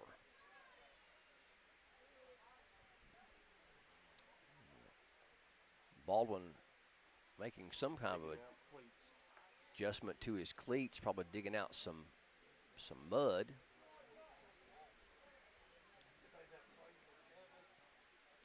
And the umpire lending a helping hand, trying to help him keep his balance.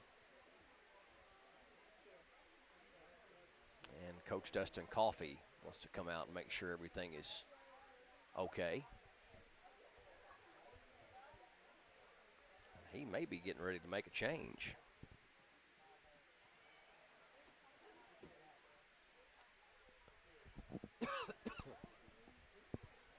I think he's just out there to try to make an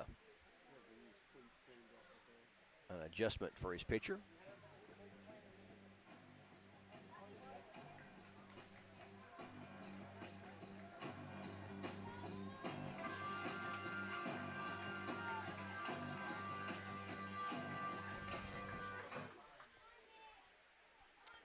All right, your hitter is Connor Mason. Count is 2 balls and no strikes. Bases are loaded for Middlesboro. We're in the bottom of the 5th inning. Yellow Jackets lead Jackson County 6-4. The 2-0 from Baldwin is a swung on and foul down the third base line.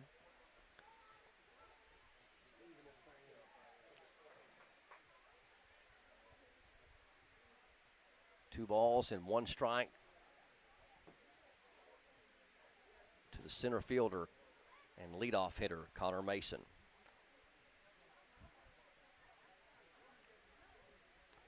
The 2-1.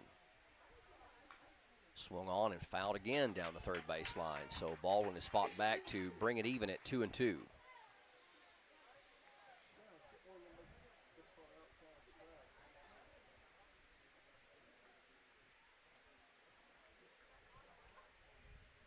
Mason, one of the leading average hitters, one of the leading hitters average-wise for Middlesboro. The 2-2. Down low, full count. So an interesting scenario here in that you'll have 3 runners taking off with the pitch. And no place to put Connor Mason, and a pivotal pitch in the ball game right here for both teams. The full count pitch is ball 4. Runner's going to score as they walk 1 run in, and now 7-4. Anybody will tell you that's covered any baseball or watched any baseball, been around baseball, bases loaded walks hurt badly.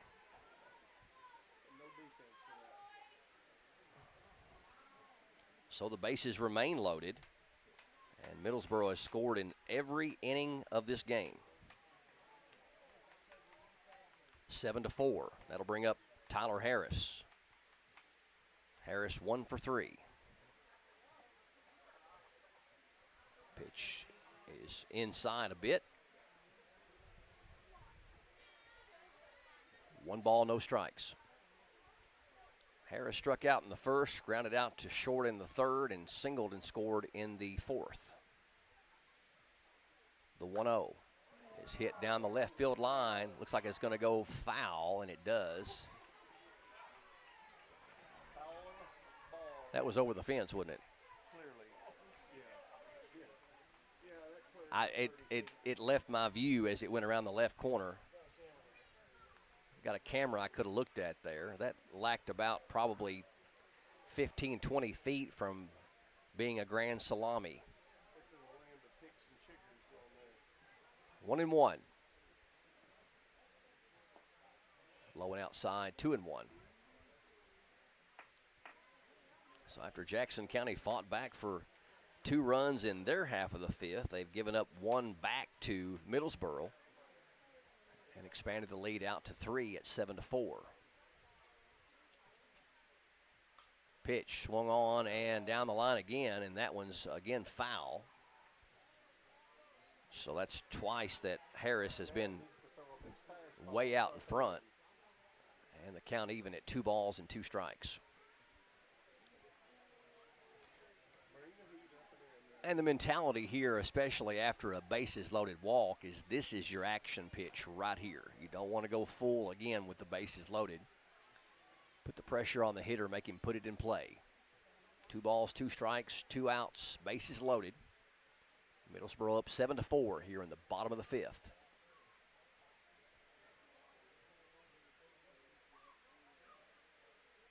Baldwin set. Kicks and fires, and that is strike 3. So a big strikeout for Baldwin to keep the lead at 3, but Middlesboro has 1 hit, 1 run, and 3 left on board at the end of 5. Middlesboro 7, Jackson County 4 on PRTC TV. Located in the Jackson County Regional Industrial Park in Annville, Kentucky, the Jackson County McKee Industrial Development Authority helps companies and communities win. It is and always will be our mission to recruit new business and industry and support the people in our region. We want the people and industry to stay in Jackson County, and here's why. We offer workforce information and training, business planning for new and existing businesses, the fastest broadband in Kentucky, state-of-the-art facilities, and financial assistance and tax incentives. All of this with a rich culture of communities that care.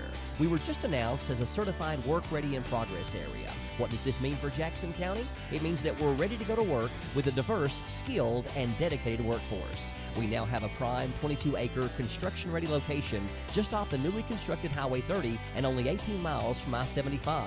Close enough, yet far enough. We're Kentucky's advanced manufacturing hub.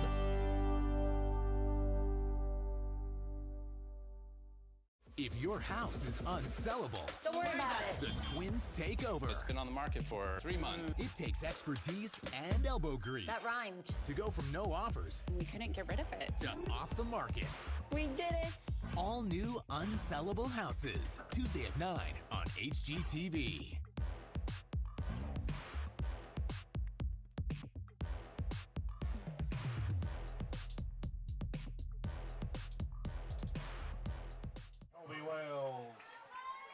We head to the top of the 6th inning. Jackson County due up to bat. Hitters 8, 9, and 1. It'll be Colby Wells to lead things off, and then Caden Farmer, followed by Braden Thomas as we head back to the top of the lineup. Colby having a great night. He's 2 for 2 with a double and a single, but he was stranded on base both times. Had a 1-out double in the 2nd inning, and then Farmer struck out and Thomas struck out. And then had a 1-out single in the 4th, and Farmer struck out. Thomas walked, and then Browning grounded back to the pitcher to end the inning. Generals have left 7 runners on, And so has Middlesboro after leaving the bases loaded there in the 5th. Colby seems to have this pitcher timed well. Ball outside.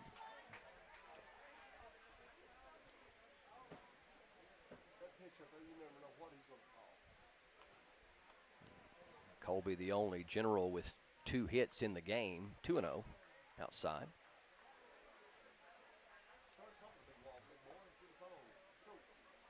Actually, take that back. Xander Elam is 2 for 3, triple and a home run.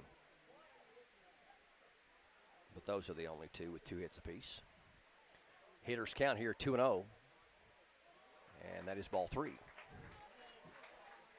Wilson has thrown quite a few pitches. I would say he's probably up close to 100 pitches by now.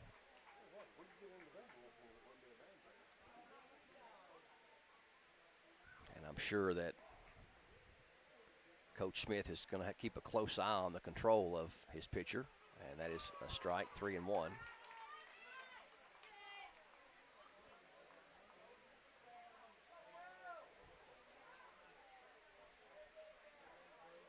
Colby thought it was inside. It certainly looked like it may have been from here, but nonetheless, the count 3 balls and a strike.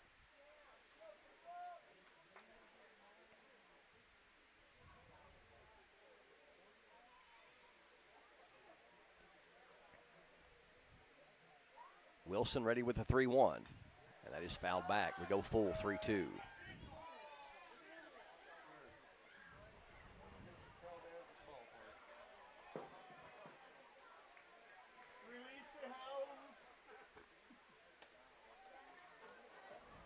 Full count pitch coming up. Wells asks for time.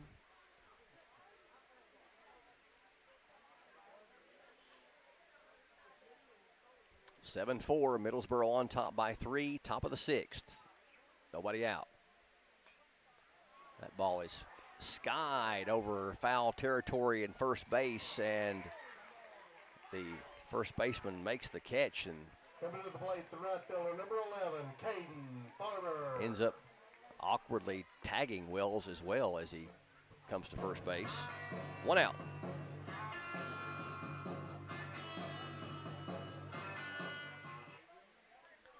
That'll bring up Caden Farmer. Farmer is 0 for 2. Struck out looking in the 2nd, struck out swinging in the 4th. First pitch inside.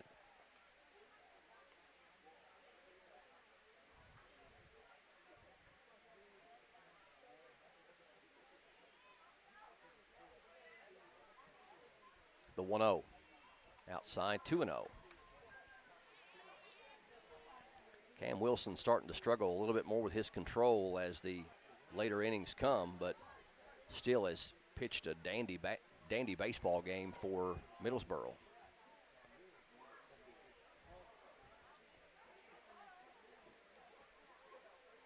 Ready with the 2-0. And that is outside. Not even close on that one. 3-0.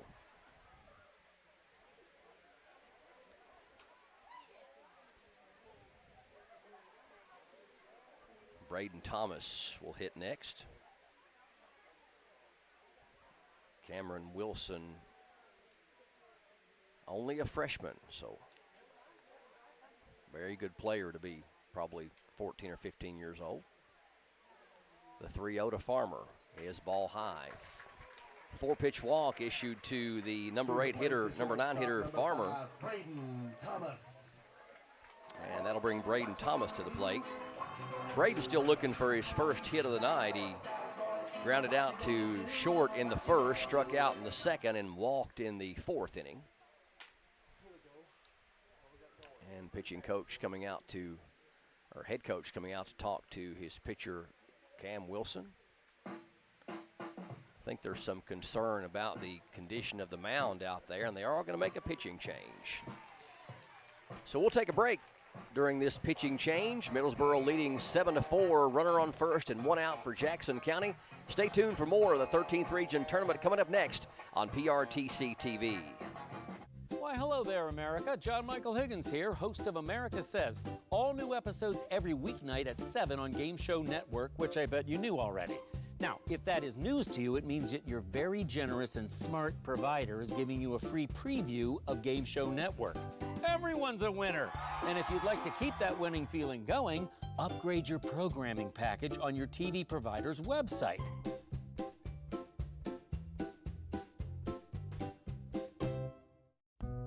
Yes, we're all quite over staying home right now. But we can make it better by streaming the great shows and movies we've been wanting to see. PRTC can help. With fast, reliable internet speeds up to 1 gig, enhanced by reliable Wi-Fi. Stream all you want, no matter how many gadgets are going at once. And with our new GigaSpire Blast, you'll enjoy the ultimate Wi-Fi experience everywhere in your home. Contact PRTC to sign up or upgrade today. So, what are we doing here? Well, just a trim. Maybe kind of a layered look. Will you read the sign? How about some real choice? Like the choices you get with IPTV, new from PRTC. Enjoy free HD and new features like on-screen caller ID. Plus, record 4 programs at once with our HD DVR. PRTC. It's all about you.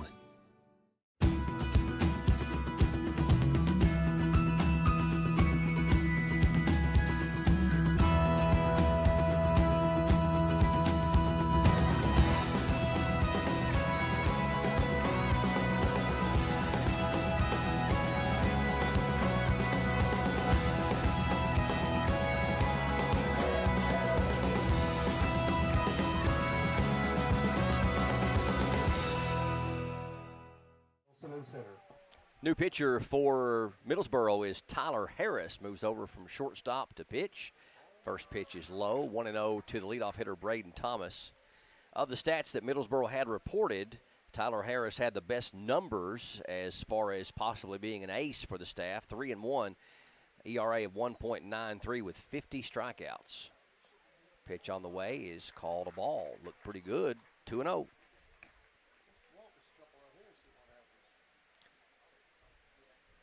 One on and one out here in the top of the 6th. Middlesboro leading 7-4, and strike swinging by Thomas. 2 balls and a strike.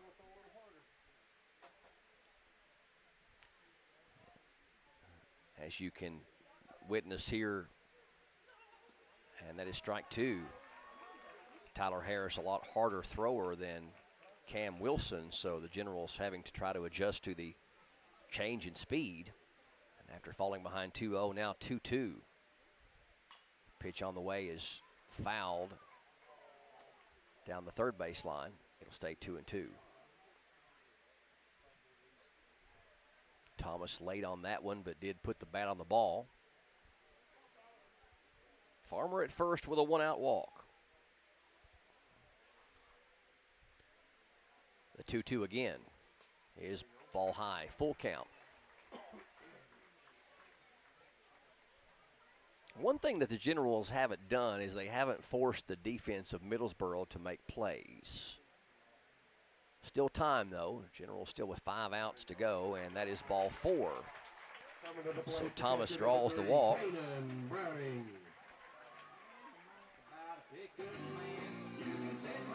So the tying run comes to the plate in senior catcher Kanan Browning. Had a double back in the first, and some aggressive base running ended up helping Browning to score on a ground out by Elam. So a double and a run scored in the first inning. Then he popped out to short in the third and grounded back to the pitcher in the fourth. Takes a first pitch ball from Harris. The 1-0 check swing is a foul ball. Nice catch by the fan. 1 ball, 1 strike. Kanan, I think he has about 4 or 5 home runs this season, so he certainly has home run power. Swung on and hit to center, but playable for the center fielder, and runner tagging and going on to third, and the ball gets away from the third baseman, and that's going to allow Thomas to go to second. They are petitioning that Farmer left early.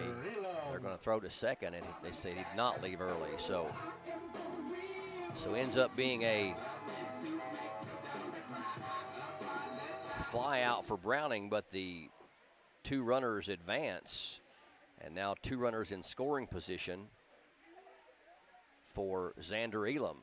Xander's had a good night tonight. He's 2 for 3. A triple, a home run, and an RBI. Ball high. Gent had to get that glove up quickly to keep that from going to the backstop. Timely hit could make it a 1-run game here. The 1-0. Swung on and missed. Fooled Elam a bit on that pitch. 1 ball, 1 strike. Second and third, 2 outs. 7-4, Middlesboro, top of the 6th. Ball 2 up high. Elam, for some reason, wearing jersey number 23 tonight. Normally wears 33. Sure there's a story back there somewhere. The 2-1. Swung on and hit to third base. Double clutches and throws high. 2 runs are going to score. Elam's going to take second on the throw. He's heading for third. And the ball's thrown into third, and Xander is on third, and it's a 1-run game. So the third baseman double clutched and then airmailed it.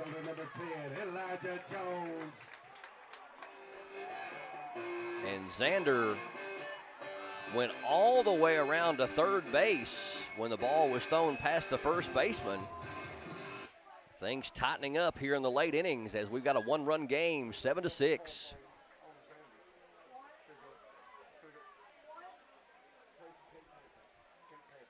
Elijah Jones steps up 0 for 3. And head coach Smith coming out to talk to his pitcher as Middlesboro, by all rights, should have been out of that inning.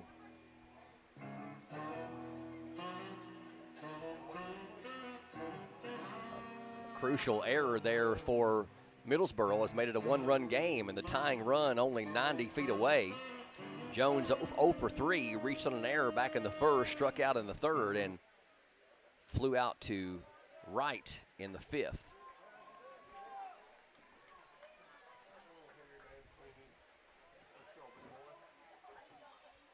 First pitch to Jones, swung on and missed.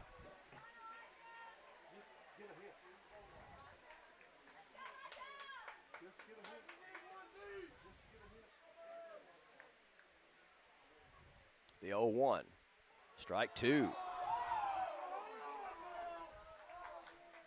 So Jones in a hole, 0-2.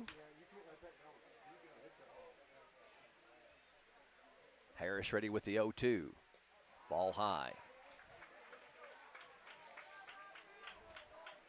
Xander Elam down there at third with the tying run here on the top of the 6th. Middlesboro with a 1-run lead. The 1-2. Almost hit him, 2-2. I'm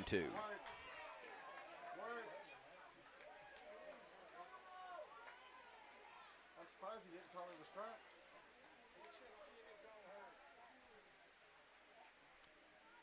The 2-2 to Jones. Swung on and missed. Big strikeout for Harris there. So Jackson County actually manufactures 2 runs without a hit. 1 runner left on at the end of 5.5. Middlesboro clinging now to a 1-run lead, 7-6 over Jackson County. Stay tuned for more coming up next on PRTC TV. A bundle from PRTC is your local choice for internet, TV, and phone at a better value. Our internet's faster than ever with consistent, affordable speeds no matter how many devices are online. State-of-the-art TV connections deliver more HD choices, convenient DVR options, and now TV everywhere. And unlimited local calling with new long-distance plans backed by exceptional 24-hour customer service. Make the local choice for a better value. Call or visit PRTC online today. At some point, you make a choice about who you are. Something big. There We're at home. I'm at home. Are we all having a good time? Something bold. There's a revolution going on inside of you. Your new binge is here. It feels really right. Get HBO Max today and see what you've been missing. Already an HBO subscriber? Access is included at no additional charge. Using your current login to start streaming.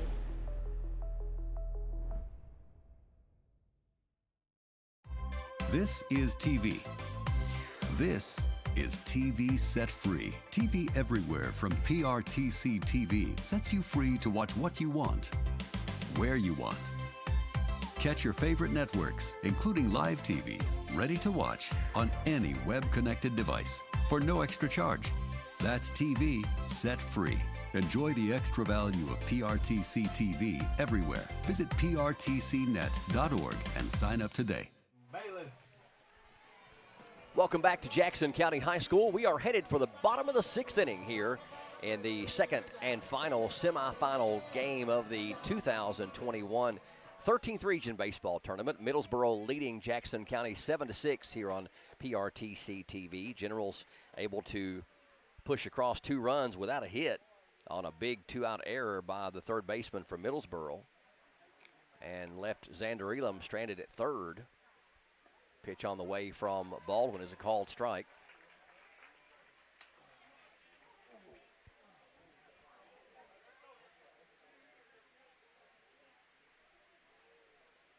The 0-1 from Nick is low, ball 1, 1-1. Bayless is 2 for 2, walked, singled, and tripled in this one, and has an RBI. 1-1 a little outside, 2-1.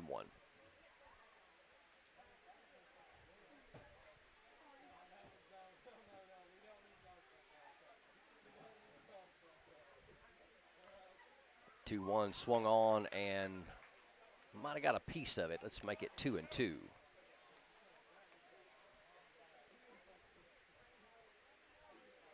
Middlesboro with 8 hits. Jackson County with 6.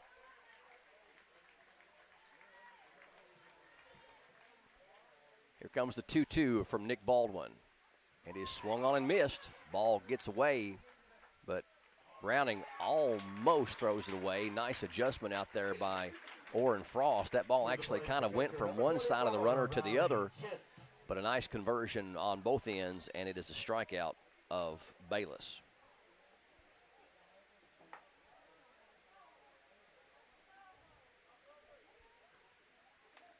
That's the third strikeout for Nick Baldwin since coming on in the 5th inning. Cleanup hitter Riley Gent up next, number 24, the catcher, ball high. Riley 1 for 3 in the game, singled and stole a base in the 1st inning, stranded at second, reached on an error and scored in the 3rd and struck out in the 4th.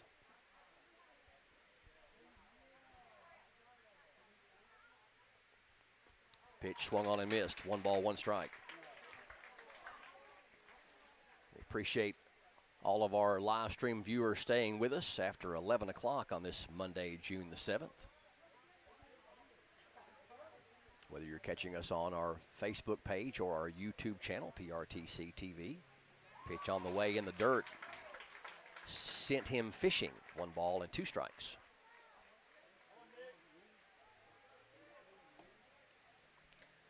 Nick Baldwin trying to keep this one right where it's at. He'll actually lead off the top of the 7th for the Generals. The pitch, high and outside, 2-2. Looking ahead to the 7th inning, Jackson County will send 5, 6, and 7. Baldwin, Perkins, and Frost to the plate. The 2-2, foul back.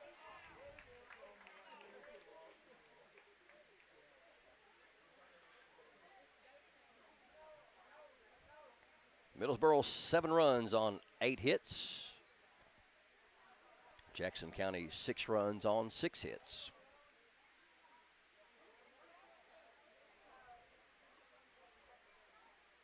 Here comes the 2-2. Fouled back.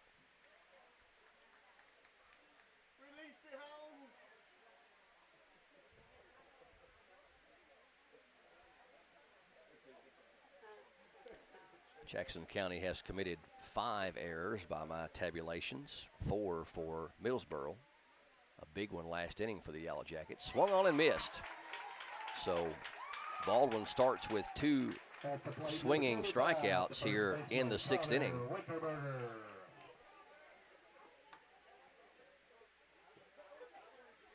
And that is the 4th strikeout in 2 innings for Baldwin. Got to bring up the first baseman, number 25, Connor Winterberger. He is 0 for 1, a walk, a sacrifice, and a strikeout. A little outside, 1 ball, no strikes.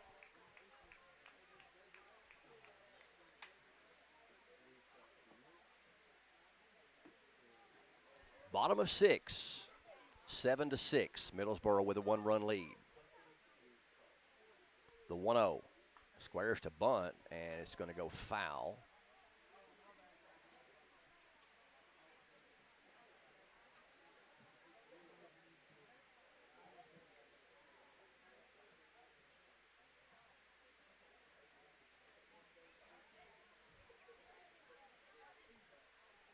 One ball, 1 strike, 2 outs, nobody on. Bottom of the 6th, 7-6, Middlesboro with a 1-run lead. Here's the pitch. Swung on and missed.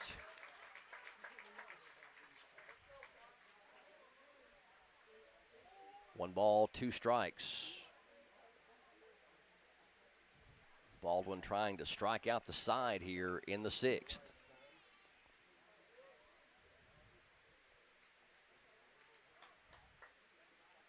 Ready with the 1-2. Swung on and missed, and he struck out the side, all swinging. So Nick Baldwin has put the Generals in position to try to even this thing up or go ahead. We're going to the top of the 7th inning. Jackson County with only 3 outs remaining. They trail by 1 to Middlesboro, 7-6 here on PRTC TV. There are lots of small reasons to have home.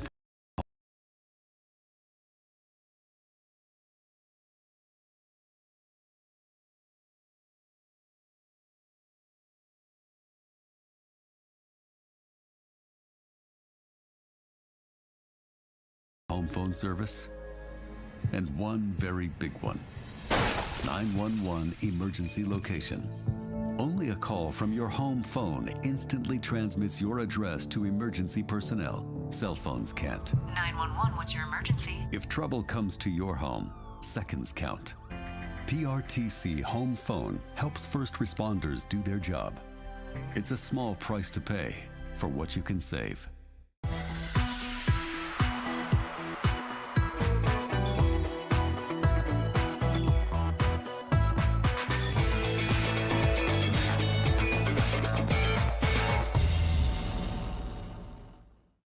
As a U.S. veteran, imagine getting the care you need without driving all the way to Lexington.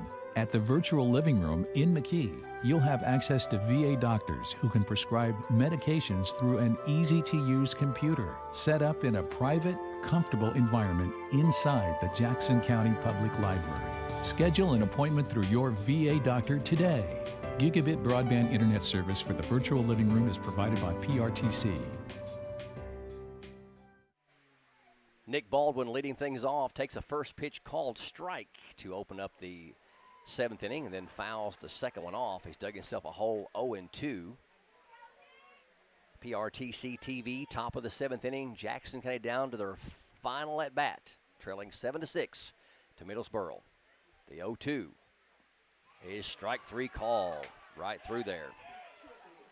So Baldwin strikes out to lead off the 7th inning. And that'll bring up the number 7, Kyle Perkins. He already has a home run in the game, has been on base twice. Homered in the 2nd, a solo shot, flew out to left in the 4th and reached on an error in the 5th and scored. So Tyler Harris really humming right now as he has struck out Baldwin on 3 pitches and throws a first pitch strike to Perkins. The 1-0, the 0-1 is high, 1-1. Jackson County needs one run to even this thing up. Regional championship game on the line.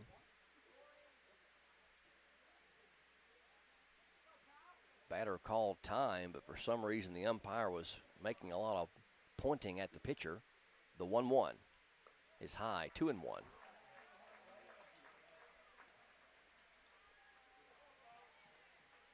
Two home runs hit by Jackson County tonight, both of them solo shots. And swung on and missed, 2-2. Harris showing why he has a sub-2 ERA.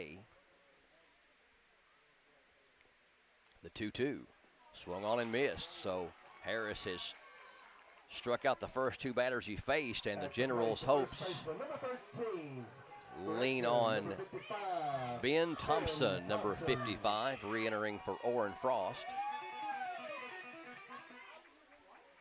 If Thompson can keep the game alive, it'll be Colby Wells up next, and then Caden Farmer. 7-6, a game that saw Jackson County miss a lot of opportunities. Middlesboro's missed a few as well, as the error there in the last inning cost them 2 runs. First pitch strike by Harris. He is throwing BBs. That is strike 2. Wow. I think right now Tyler Harris wants it more than anybody on the field. 0-2. And that is strike 3, and that's the ball game. So Middlesboro will advance on to the regional championship game, where they will take on the Whitley County Colonels. It will be a 6 o'clock game tomorrow night, as Whitley County and Middlesboro will do battle for the 13th Region Championship game. We'll have the coverage for you here on PRTC TV. Final line scores for the teams. Middlesboro improves to 17-14 on the year. They have 7 runs on 8 hits. Jackson County finishes out their season at an even 15-15 with 6 runs on 6 hits. That's going to do it for our broadcast team here tonight. We hope to see you here on the field tomorrow night. If not, make sure you join us as we'll live stream it on our PRTC TV Facebook page and our YouTube channel. Again, first pitch is at 6 o'clock tomorrow night. For Lucas Hensley, Justin Lakes, Mark Solfridge, this is Brian Murray saying thank you for joining us for another special presentation of high school sports on PRTC TV.